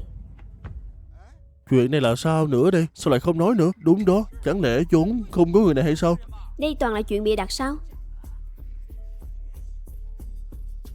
Cô Sở, tôi biết cô vì chuyện Cẩn Hành tự hôn với cô vẫn luôn canh cánh trong lòng, nhưng cô cũng không thể giữa chúng đông người thế này công khai sỉ nhục tôi. Danh dự của tôi không quan trọng, nhưng cô định để danh tiếng nhà họ Chu vào đâu đây?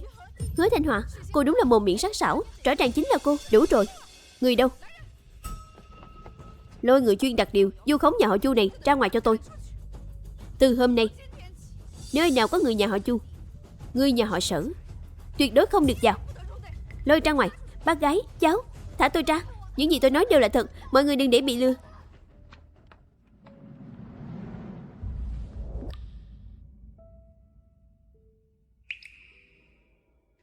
Thanh Hòa, dì tin cháu. Hôm nay để cháu chịu mất rồi. Cháu không sao đâu dì. Chỉ là đột nhiên bị người ta vu khống một trận nên cháu hơi mệt.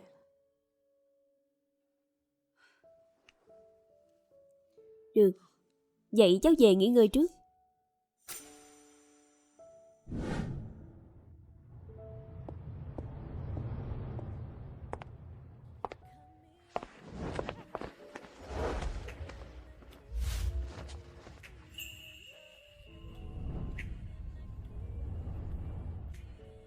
Chu Vọng, Con của chúng ta đâu?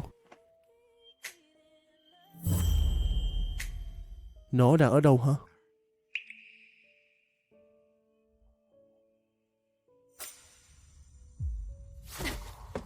không có đứa trẻ nào. Đứa bé năm đó tôi bỏ rồi.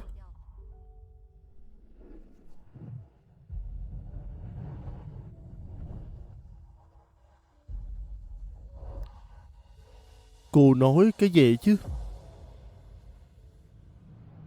Chu Vọng, năm đó tôi mới có 20 tuổi, là đứa nghèo kiết xác trong mắt các người. Một đồng cũng phải bẻ đôi mà tiêu. Anh nghĩ là tôi có thể nuôi nổi một đứa trẻ sao?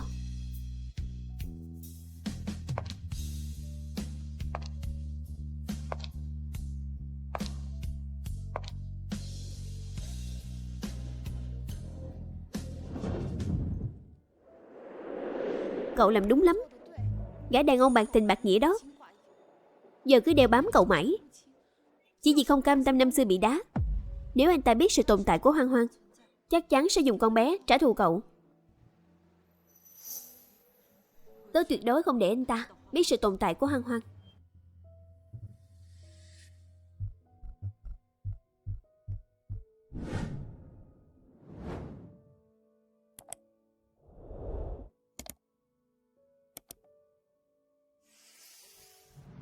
Cậu Chu, đây là hồ sơ bệnh án trên máy tính. Năm đó cô hứa quả thật có hẹn lịch phẫu thuật bỏ thai, nhưng khi đó hệ thống máy tính hình như đã gặp trục trặc, nên bệnh án theo dõi sau đó hiện tại không tìm thấy nữa. Chu Vọng, năm đó tôi mới 20 tuổi, là đứa nghèo kiết xác trong mắt các người. Một đồng cũng phải bẻ đôi mà tiêu. Anh nghĩ là tôi có thể nuôi nổi một đứa trẻ sao? Nếu như lúc đó mình tìm thấy cô ấy, cho cô ấy đủ cảm giác an toàn, liệu cô ấy có chọn giữ lại đứa bé đó hay không chứ?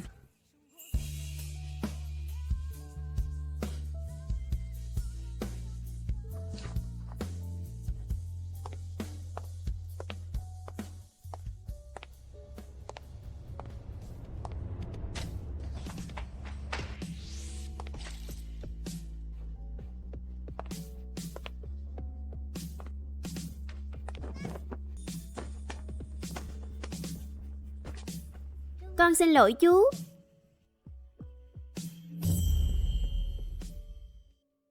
Đứa trẻ này sao trông lại quen thuộc thế này?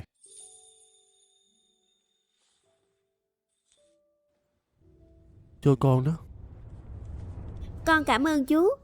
Chú không những đẹp trai, trái tim còn nhân hậu. Bông hoa này con tặng chú, mong chú luôn vui vẻ. Chào chú ạ.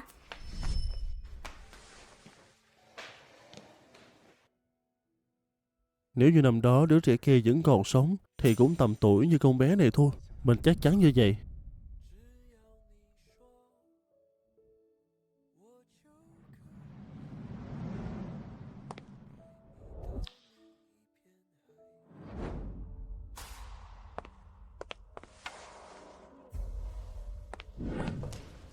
Hoan Hoan. Hoan Hoan. Hoan Hoan chắc lại lén đi chơi rồi. Cậu đừng lo quá.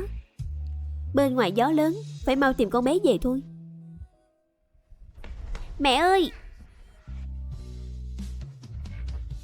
Mẹ ơi!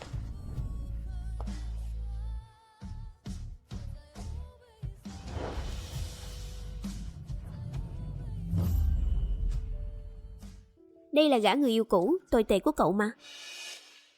Mau, đưa Hoan Hoan về đi. Được. Bé con lại đi đâu thế? Đi thôi, theo mẹ về phòng bệnh nha.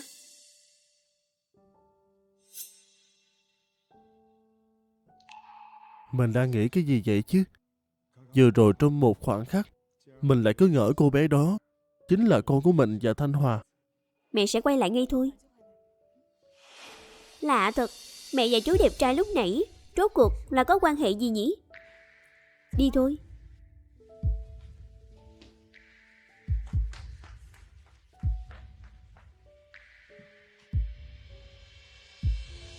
Sao anh cô lại ở nỡ bệnh bệnh viện? gì vậy? Tôi chỉ kiểm tra sức khỏe định kỳ thôi. Chu Vọng, rốt cuộc anh muốn làm gì?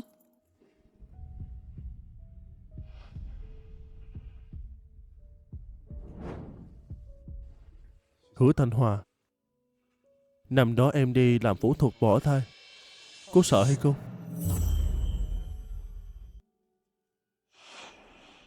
Sợ hãi cũng là chuyện năm xưa rồi. Mọi thứ đã qua. Hiện tại tôi đã đến hôn với anh trai anh. Tôi là chị dâu của anh. Mong anh hãy tự trọng. Không phải. Em là bạn gái của tôi. Chu Vọng, chúng ta đã chia tay 7 năm rồi. Chẳng lẽ anh chưa từng nghe qua câu nói này sao? Một người cũ biết điều thì nên cả đời đừng gặp lại. Coi như tôi xin anh, đừng đến làm phiền tôi nữa, được không? Tôi khiến em ghét bỏ đến thế sao?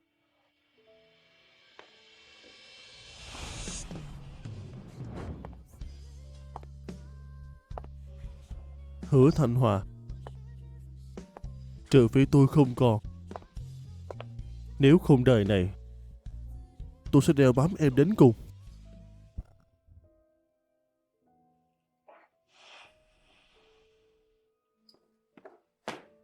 Đứng lại.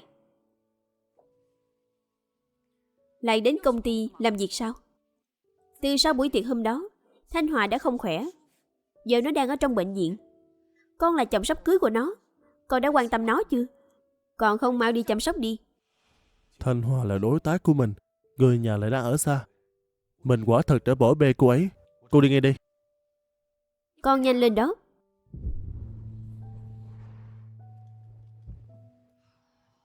Cuối cùng cũng dỗ được tiểu tổ tông này ngủ. Chẳng biết phía Thanh Hòa ra sao rồi nữa.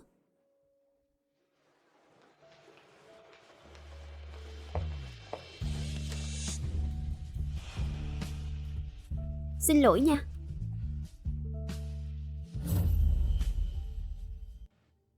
Đúng là em rồi. Niệm Niệm, cuối cùng anh cũng tìm thấy em rồi.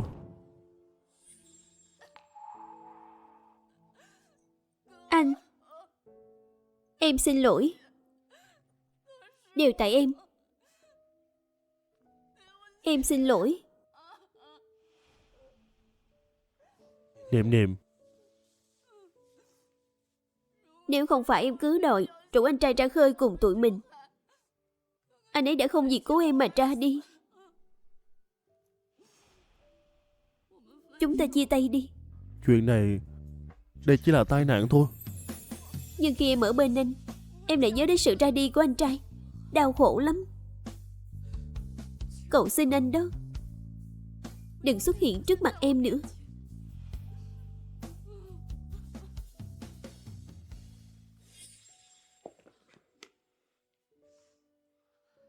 Chu Cẩn Hành, chúng ta đã chia tay rồi.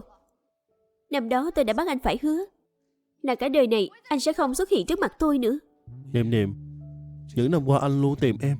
So với chị không được gặp em, anh thà rằng vụ tai nạn 8 năm trước, người nằm ở dưới biển là anh chứ không phải là anh em. Chu Cẩn Hành, tôi thực sự không biết phải đối mặt với anh thế nào. Niệm Niệm, em đừng đi. Anh thà để em hận anh, còn hơn là em cứ tiếp tục trốn tránh anh.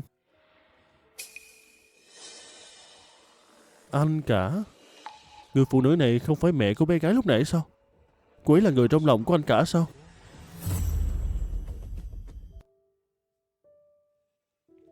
Đã qua bao nhiêu năm rồi. Hiện tại tôi không có ý trốn anh. Tôi kết hôn rồi. Em nói cái gì cơ? Tôi nói là tôi kết hôn rồi. Giờ tôi đã có một đứa con gái. Con bé đang bị bệnh, hiện đang nằm trên giường bệnh. Tôi ở đây để chăm sóc con. Con gái tôi sắp tỉnh rồi. Tôi phải vào trong đây.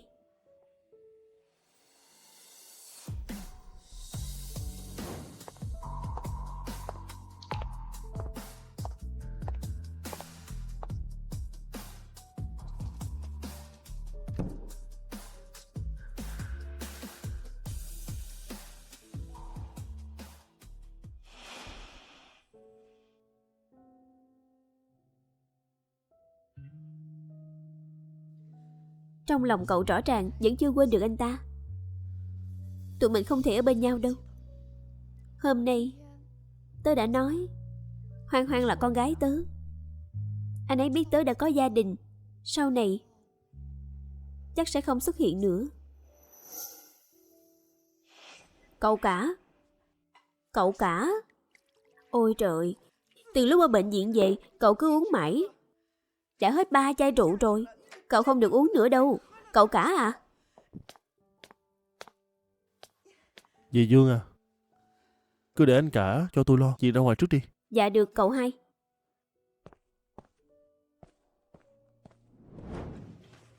Đưa cho anh nào. Anh cả à, đã là đàn ông, gặp chuyện lại mượn rượu giải sầu là hạng vô dụng nhất. Có gì khó khăn anh cứ nói ra đi. Thằng em này sẽ hiến kế cho anh. Cô ấy kết hôn rồi, còn có con gái nữa. Giữa bọn anh chẳng còn cơ hội nữa.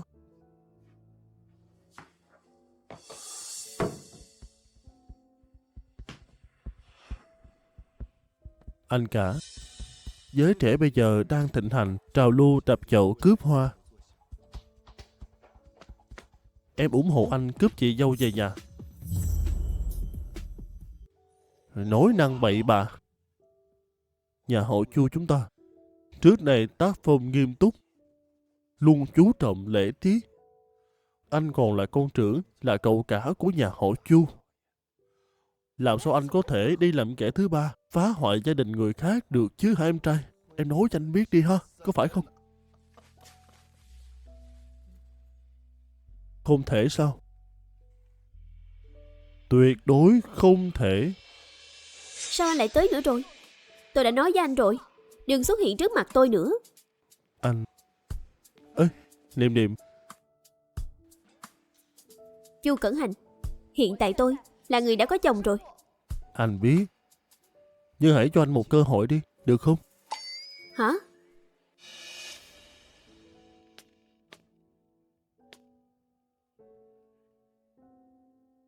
Cậu hai, quả đúng như cậu dự đoán, cậu cả hôm nay đã tới bệnh viện rồi. Anh tôi mà tôi lại không hiểu sao. Anh ấy tuy là người làm lì, nhưng một khi đã quyết định chuyện gì thì nhất định sẽ không buông. Cậu hai, chẳng phải cũng vậy sao? Tôi không giống. Anh tôi ấy mà giới hạn đạo đức quá cao. Bảo anh ấy làm kẻ thứ ba chắc anh ấy còn chẳng biết làm thế nào nữa. Còn về phương diện này, tôi có thừa bản lĩnh và thủ đoạn.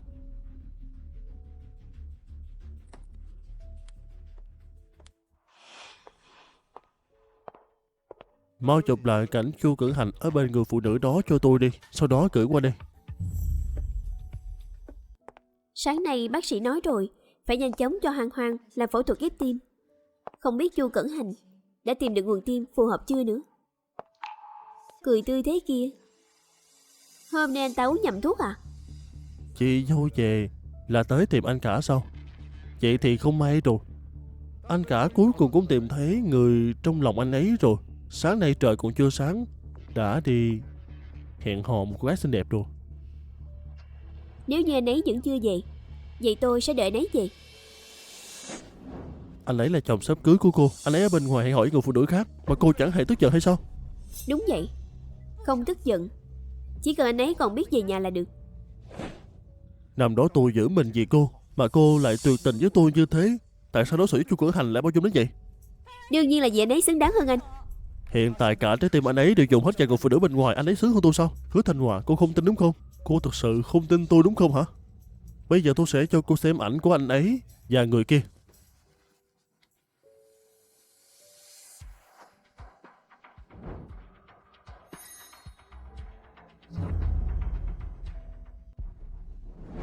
Tôi đã nói tôi không để tâm. Tôi không quan tâm anh ấy có yêu tôi không. Chỉ cần người ở bên cạnh anh ấy là tôi là được. Không phải Hứa Thanh Hòa. Hứa Thanh Hòa, cô sắp sửa bị Chu Cẩn Hành đá rồi. Nói cho cô biết, đến lúc đó cô khóc lóc cái văn xin tôi cũng không tha thứ cho cô đâu.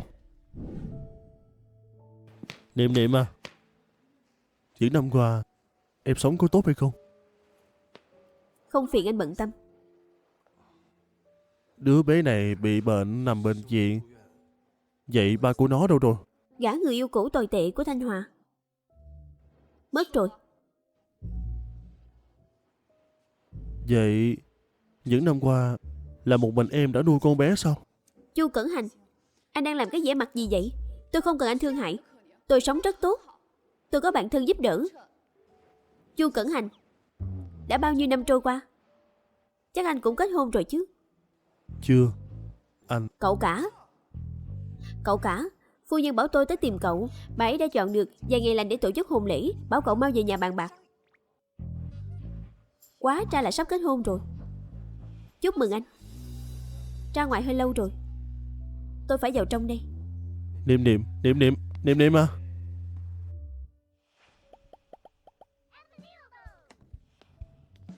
Mẹ nuôi, mẹ làm sao vậy? Trông mẹ có vẻ như đang rất buồn.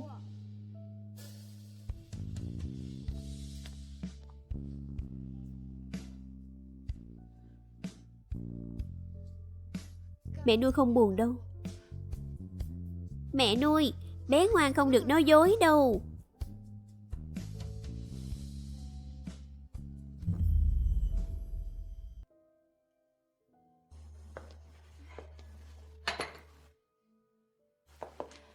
Thanh Hòa, cháu xuống thật đúng lúc. Dì đang định đi tìm cháu, ngồi đi. Thanh Hòa, hôm qua dì đã nhờ thầy chọn được một ngày hoàng đạo. Thầy nói là ngày kia chính là ngày để cưới hỏi. Cháu thấy thế nào? Sắp thành công rồi. Hoang Hoang, mẹ sắp có thể cứu con rồi. Dì ơi, chuyện này dì bạn với anh Cẩn Hành chưa ạ? Cháu nghe nói dạo này công ty anh ấy bận lắm. Cháu sợ anh ấy không có thời gian. Cháu cứ yên tâm, dì đã gọi điện thoại bảo nó về rồi. Vì công ty có quan trọng đến mấy cũng không thể bằng hôn sự của hai đứa được. Phu nhân, cô sợ tới rồi ạ? Cô tới đây làm gì? Nhà chúng tôi không hoan nghênh cô. Là cô tự mình đi ra, hay để tôi sai người đuổi cô đi? Bác gái, hôm nay cháu đến đây chính là để xin lỗi bác. Trước đó đều do cháu không tốt, đã làm bác gái và bác trai giận. Nhưng xin bác gái hãy nể tình nhà họ Sở và nhà họ Chu quen biết nhiều đời, đừng cắt đứt việc làm ăn với nhà cháu. Người mà cô nên xin lỗi là Thanh Họa.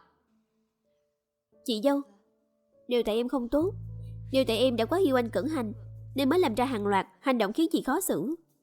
Em xin lỗi. Thanh Hòa là tiểu thư xuất thân từ gia đình học thức, sao cô có thể nghi ngờ thân phận của nó? Dù cô và Cẩn Hành cùng nhau lớn lên, nhưng Cẩn Hành từ nhỏ chỉ coi cô là em gái. Chuyện hôn nhân phải xem duyên số. Ba gái nói đúng ạ. Sau này cháu sẽ coi Cẩn Hành là anh trai cháu. Chị dâu vẫn còn trách em sao? Chị dâu vẫn còn trách em sao? Cô ta rốt cuộc đang tính toán gì? Sao có thể chứ? Dì đã không chấp nhận chuyện cũ. Chút chuyện nhỏ này tôi dĩ nhiên không để bụng. Cái đứa nhỏ này thật là trọng lượng.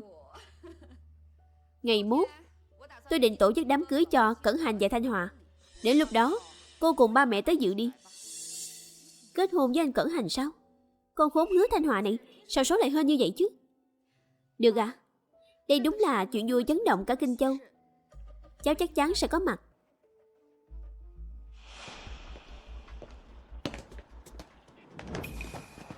Cô muốn kết hôn với anh tôi thật sao? Anh làm gì vậy? Anh buông tôi ra. Trả lời câu hỏi của tôi. Cô thật sự muốn kết hôn với Chu Cẩn Hành hay sao hả? Đúng. Hứa Thanh Hòa, cô có biết rằng những ngày qua Chu Cẩn Hành vốn không hề tới công ty. Anh ấy luôn ở bên cạnh người trong mộng của mình đó. Trong lòng anh ấy không có cô hai người ở bên nhau sẽ chẳng có hạnh phúc đâu. Vậy đó cũng là lựa chọn của tôi. Cô rõ ràng biết anh ấy ở bên cô chỉ là để từ chối liên hôn với Sở Tình. Thân phận của cô là giả. Ba cô cũng là diễn viên.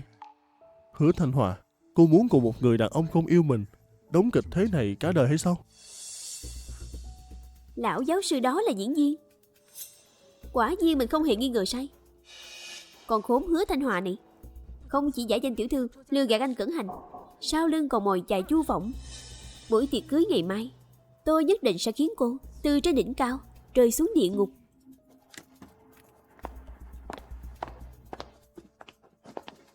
Tìm cho tôi một diễn viên.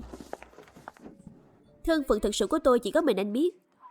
Nếu như anh gì muốn trả thù tôi, muốn tôi thân bại danh liệt trong giới thượng lưu, tôi cũng chẳng còn gì để nói.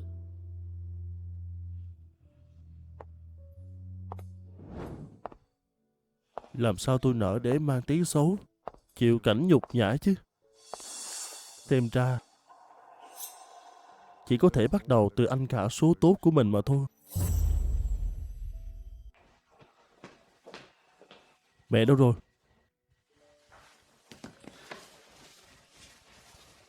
Còn không phải là đi lo liệu tiệc cưới cho anh sao? Anh cả, anh muốn kết hôn thật à? 8 năm trước, anh và người trong mộng của mình bị ép phải xa nhau.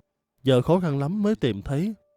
Hiện giờ hội mẹ quá con côi ở trong bệnh viện là cơ hội tốt để anh quan tâm và hàn gắn lại tình xưa đó. Nhưng anh không muốn xáo trộn cuộc sống của họ.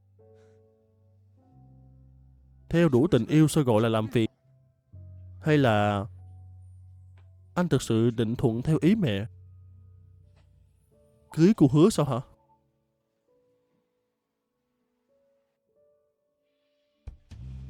Anh cả, giữ lễ nghĩa chẳng có ích gì. Theo đuổi tình yêu thì phải quyết liệt, không ngừng tiến tới. Có những người một khi đã bỏ lỡ là mất cả đời đó. Mình chưa từng nghĩ tới việc buông tay. Vị trí Chu phu nhân đó cả đời này ngoại trừ cô ấy sẽ không có người phụ nữ nào khác.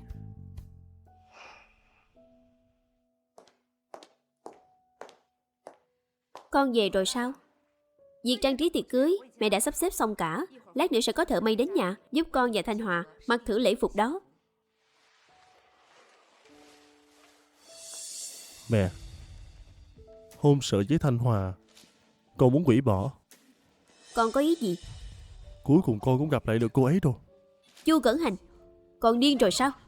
Năm đó anh cô ta qua đời vì tai nạn, chẳng liên quan gì tới con hết. Vậy mà ba mẹ cô ta lại đổ hết tội lỗi lên đầu con, lấy cớ đe dọa. Giống hệt hai kẻ tham lam vô độ vậy. Đã vậy rồi, con còn muốn ở bên cô ta sao? Con đã tìm thấy cô ấy 7 năm, chồng đã 7 năm đó. Lần này dù thế nào đi nữa tụi con cũng không bao giờ xa nhau. Trừ phi mẹ mất, mẹ không thể trơ mắt nhìn con trai mình bị một người phụ nữ hủy hoại cả đời. buổi tiệc cưới với Thanh Hòa. Còn bắt buộc phải đến.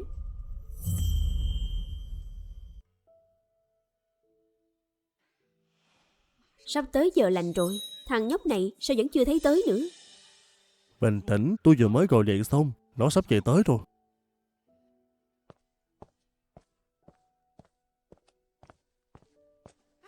Cẩn Hành, mau qua đây. Mấy thủ tục rườm rà mẹ bỏ qua hết rồi. Mau chóng cử hành hôn lễ đi, nhanh. Chữ lễ nghĩa chẳng có gì đâu. Theo đuổi tình yêu thì phải quyết liệt, không ngừng tiến tới. Có những người một khi đã bỏ lỡ là mất cả đời đó. Hợp đồng giữa mình và Thanh Hòa phải chấm dứt tại đây thôi. Tất cả nên kết thúc được rồi. Anh cả tốt của em, anh đừng làm em thất vọng đó. Nếu không, em chắc chắn sẽ công khai cướp vô. Thưa quý vị, lễ thành hôn hôm nay. Anh Cẩn Hành, khoan đã.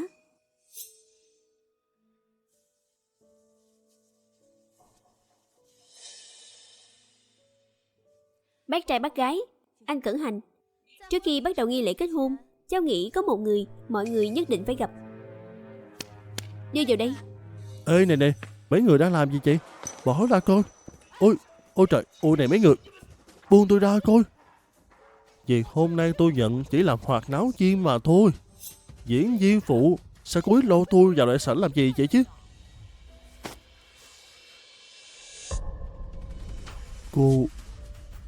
Cô Hứa. Ông thông gia.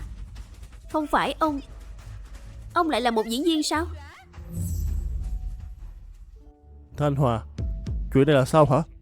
Lúc trước chẳng phải cháu nói ba cháu là giáo sư đại học sao? Sao bây giờ lại thành diễn viên rồi?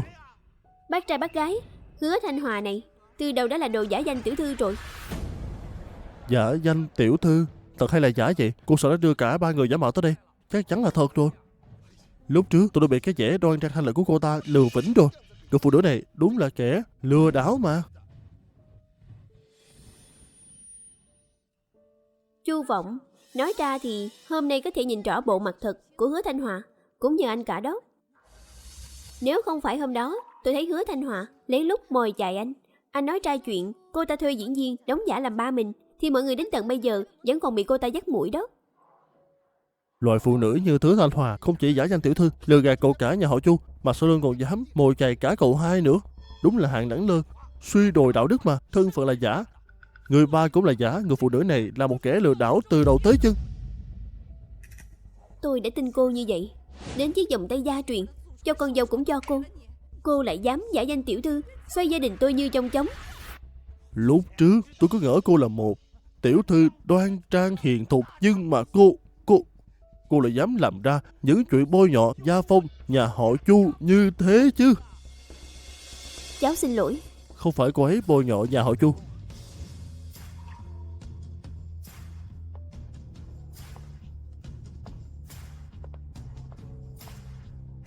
Là con đã bám theo cô ấy đó. Bởi vì cô ấy chính là người trong lòng của con. Chuyện này... Con nói cái gì hả? Ba mẹ, cô thật sự không thể trơ mắt nhìn anh cả cưới cô ấy được. Hứa Thanh Hòa là người phụ nữ mà con muốn cưới.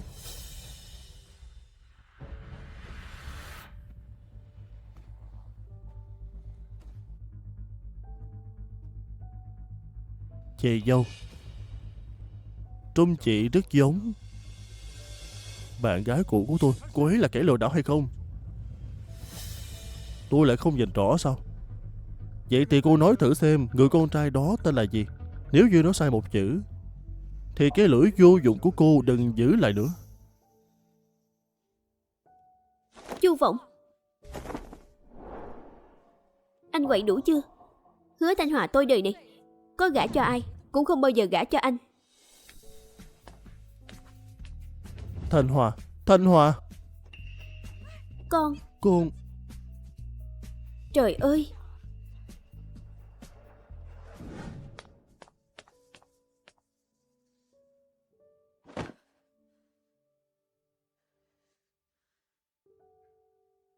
Thân phận tiểu thư giả mạo đã bị vạch trần, hợp đồng bị hủy bỏ, Vậy cuộc phẫu thuật ghép tim của Hoang Hoang phải tính sao đây?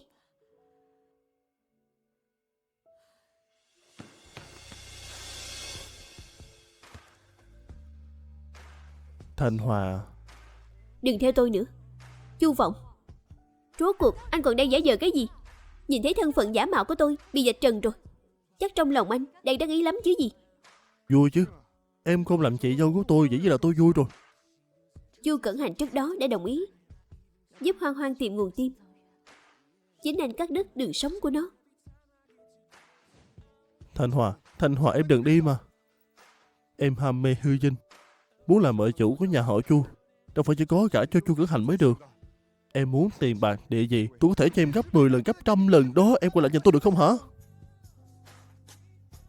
Anh đừng ép tôi hận anh.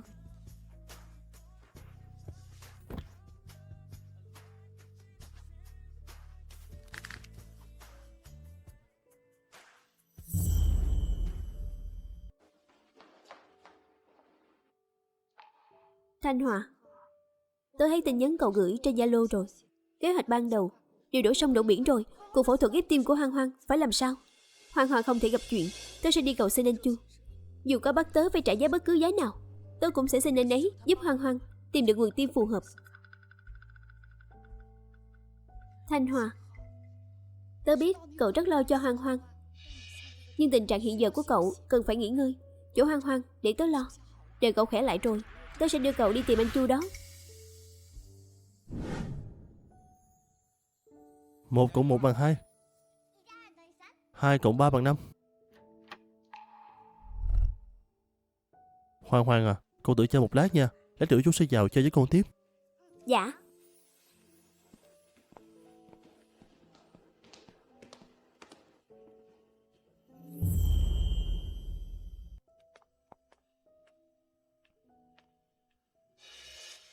Chu Cẩn Hành, anh là người sắp kết hôn, lại bỏ mặc vợ sắp cưới của mình đến đây với con của người yêu cũ. Anh làm thế có đạo đức không?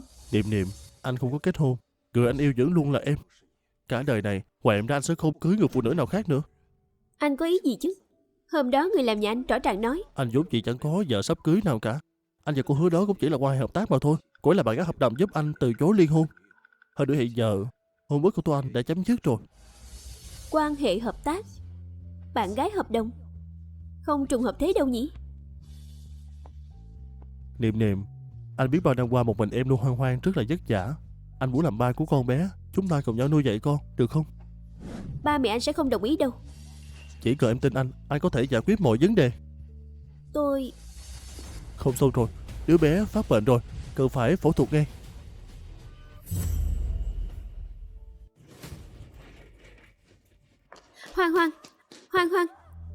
Hoang, mẹ tới rồi đấy. Con cố gắng lên, con sẽ không sao đâu. Mẹ sẽ không để con gặp chuyện đâu.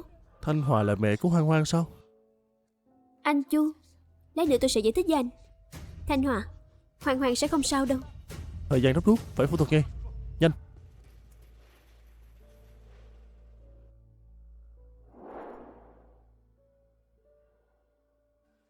Niệm, Thanh Hòa là bạn thân của em. Hương Hoa là con gái của cô ấy. Anh Chu là người yêu cũ của cậu sao? Chẳng lẽ anh ấy chính là đối tượng xem mắt của cậu? Anh Chu, tôi xin lỗi. Trước đó vì để cứu con gái mình, tôi mới giả danh tiểu thư để lừa gạt anh. Coi như tôi sai. Nếu anh muốn truy cứu trách nhiệm, tôi sẽ bồi thường theo hợp đồng. Nhưng bây giờ tôi có thể cầu xin anh. Thanh Hòa. Ê, Thanh Hòa, cô Hứa à, không cần làm thế đâu. Tôi biết lúc đó cô cũng vì bất đắc dĩ, nhưng mà cô cũng đã thành công giúp tôi từ chối cuộc ly hôn với nhà họ Sở.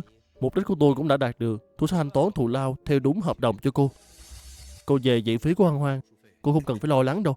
Ngoài ra, tôi sẽ sớm tìm cho con bé nguồn tim phù hợp nhất. cảm ơn. Chính là hồ sơ bệnh án tôi gửi cho cậu nhiều lần trước đó. Mau chóng tìm ra nguồn tim phù hợp với đứa trẻ. Mẹ. Con lại đây cho mẹ. Sao vậy mẹ? Sao hả? Bây giờ nhà họ Chu chúng ta đều thành trò cười cho cả Kinh Châu. Con lại cứ ngày ngày chạy tới bệnh viện, ở bên cạnh của người yêu cũ đó. Năm đó cô ta rõ ràng đã hứa với mẹ, sau khi chia tay với con, cả đời này sẽ không xuất hiện bên cạnh con nữa. Mẹ nói cái gì chứ? Năm đó mẹ đuổi Điềm Điềm ra xa con sao? Thảo nào bấy lâu nay cô ấy luôn trốn tránh con, luôn không chịu chấp nhận con. Mẹ làm vậy chẳng phải cũng vì con sao? Ba mẹ cô ta chỉ biết bòn rút tiền bạc, còn ở bên cạnh cô ta sẽ không hạnh phúc đâu. Không có Điềm Điềm con mới không hạnh phúc đó. Mẹ, 3 năm qua trong lòng con chỉ có Điềm Điềm thôi. Nếu lúc đó không phải vì mọi người đuổi cô ấy đi, con đã chẳng phải chống ly hôn mà tìm một người vợ sắp cưới hợp đồng. Con, Vợ sắp cưới hợp đồng gì chứ? Ý của anh là anh và Hứa Thanh Hòa ngay từ đầu chỉ là quan hệ hợp đồng thôi sao? Đúng vậy. Cô ấy là bạn thân của Niệm Niệm. Đứa bé đó cũng không phải con của Niệm Niệm, là con của Thanh Hòa. Cô ấy giả danh tiểu thư để hợp tác với con cũng là vì chữa bệnh cho con thôi. con. Nó có con từ bao giờ? Là con với ai chứ? Đứa bé.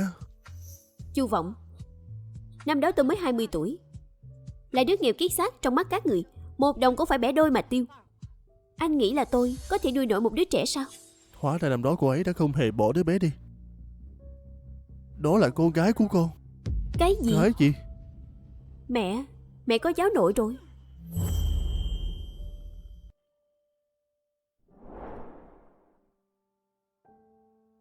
Thanh Hòa, bác sĩ nói nguồn hiến tim đã tương thích với Hoang Hoang rồi. Hoang Hoang sắp có thể tiến hành phẫu thuật ghép tim rồi. Cậu đừng lo quá, Hoang Hoang sẽ sớm khỏe lại thôi. Niệm Niệm, những ngày qua cậu vất vả rồi. Toàn là cậu ở bệnh viện chăm Hoang Hoang. Hôm nay cậu về trước đi, tớ ở cạnh con bé là được rồi. Được. Vậy có chuyện gì nhớ nhắn tin cho tớ.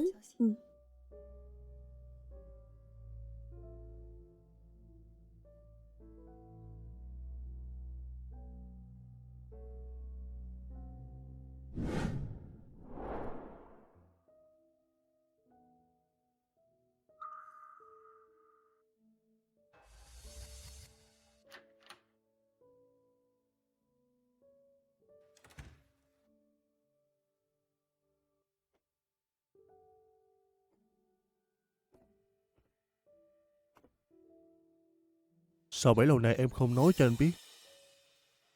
Hân Hoan là con gái của anh chứ? Anh xứng sao? Không cưới, có con thì bỏ đi, sinh ra cũng không giữ lại. Anh quên hết rồi sao?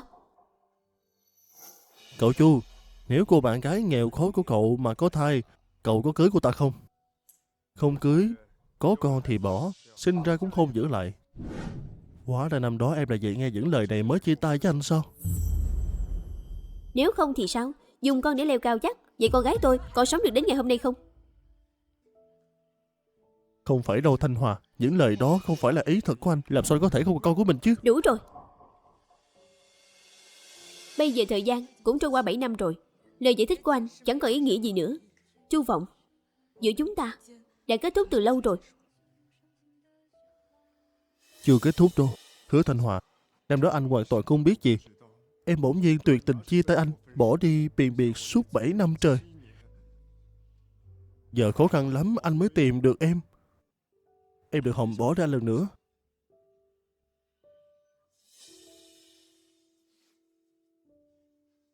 Thanh Hòa, là anh sai rồi. Để là anh phải hiểu rõ với tính cách của em. Sao có thể là hạng ham hư vinh mà vì tiền giả danh tiểu thư cả cho anh trai của anh chứ? Là do năm đó anh quá non nớt. Nếu anh biết trước những lời nói đó làm em tổn thương như vậy, anh chắc chắn sẽ không dùng cách đó để đối đầu với gia đình đâu. Anh nói cái gì? Năm đó sau khi ba mẹ của anh ép Điềm Điềm phải rời xa anh cả, anh ấy đã hoàn toàn suy sụp. Ba mẹ lo lắng anh đi vào vết xe đổ của anh ấy luôn để mắt tới chuyện yêu đương của anh. Nhưng anh không muốn họ ép em phải chia tay với anh đâu, để anh mới quay đoạn video đó. Nhưng anh không thể ngờ được em lại nhìn thấy nó. Thanh Hòa, anh thực sự rất yêu em. Nếu cho anh biết năm đó em mang thai Quang Quang, anh sẽ kết hôn với em ngay. Tuyệt đối không để hai mẹ con phải chịu ấm ức đâu. Ba ơi!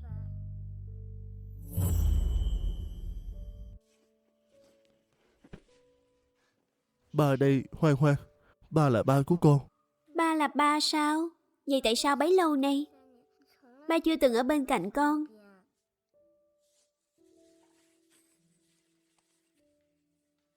Bởi vì ba là một kẻ ngốc. Năm đó Vì muốn giữ mẹ con ở bên cạnh, ba đã dùng một cách rất ngu ngốc, khiến cho mẹ của con hiểu lầm ba là một kẻ xấu xa không thể tha thứ. Ba xin lỗi Hoang Hoang, là do ba quá khờ mới để lỡ mất bao năm nay. Mỗi khi con làm sai, mẹ đều kiên nhẫn bảo cho con biết rốt cuộc là con đã sai ở đâu, rồi dạy cho con cách để sửa đổi. Mẹ ơi, mẹ có thể dạy ba một lần không?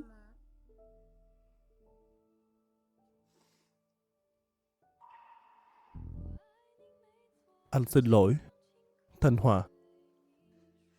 Là do các cư xử năm xưa của anh chưa đủ trưởng thành. Anh hiểu những oán hận của em bấy lâu nay. Anh xin lỗi. Anh hứa sau này sẽ nghe lời của em. Em có thể cho anh một cơ hội sửa sai hay không chứ?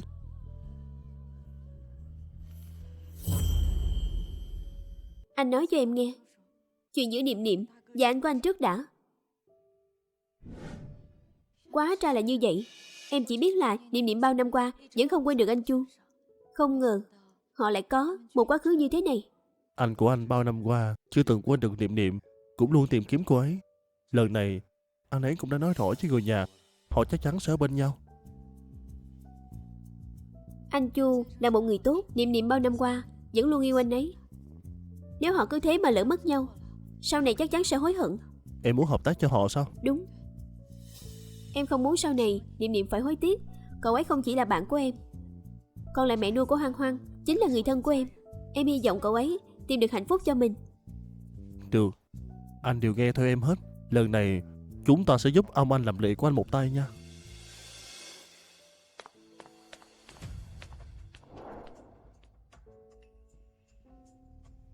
Sao anh lại ở đây? Thanh Hòa nói là Hoang Hoang đang tiến hành phẫu thuật ghép tim. Thanh Hòa đâu? Thanh Hòa đâu?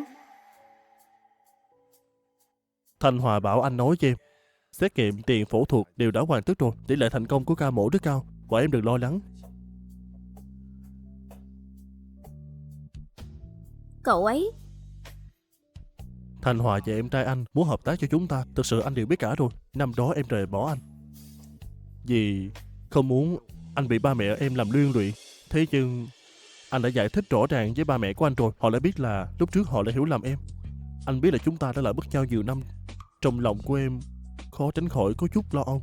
Nhưng mà không sao đâu, anh có thể đợi đến khi nào em sẵn lòng.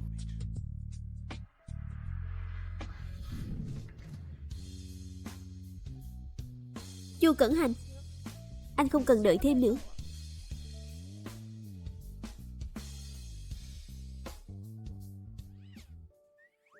Vợ chị biết của họ đến đâu rồi?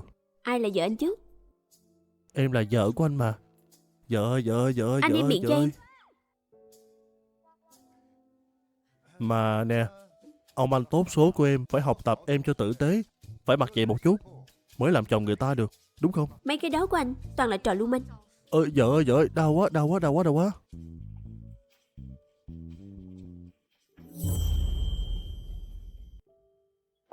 Trời ạ. Thật không thể ngờ, ngày đêm trong ngóng, năm nay lại có được một đứa cháu nội thật.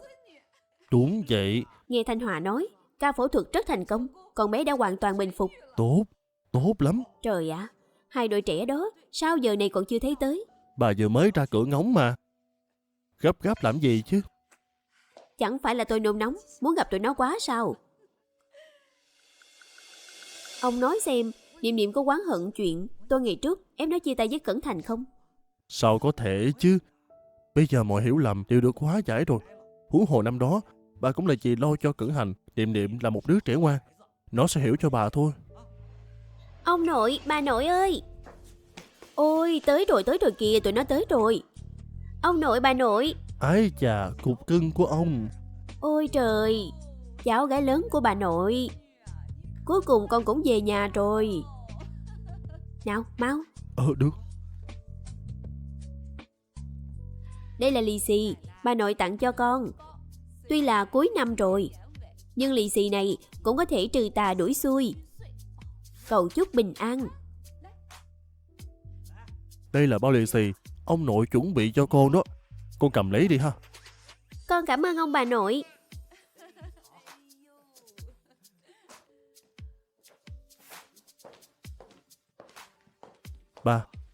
Mẹ, Bác trai, bác gái. thật không ngờ các con cứ tan lại hợp đi một vòng lớn, cuối cùng vẫn về bên nhau rồi. Ba không được nói như thế. Con và anh cả chưa từng chia tay với tình đầu của mình đâu. Tụi con gọi đó là trải qua muôn vàn gian khổ, cuối cùng cũng tu thành chính quả. Sắp tới đây, phải cùng nhau chuẩn bị đám cưới rồi. Hai cô con dâu, có phải cũng nên đổi cách xưng hô không? Ba, mẹ, Ngoan lắm. mau. Qua đổi cách xưng hô. Con cảm ơn. Lại đây, cục vàng, để ông nội bế ha.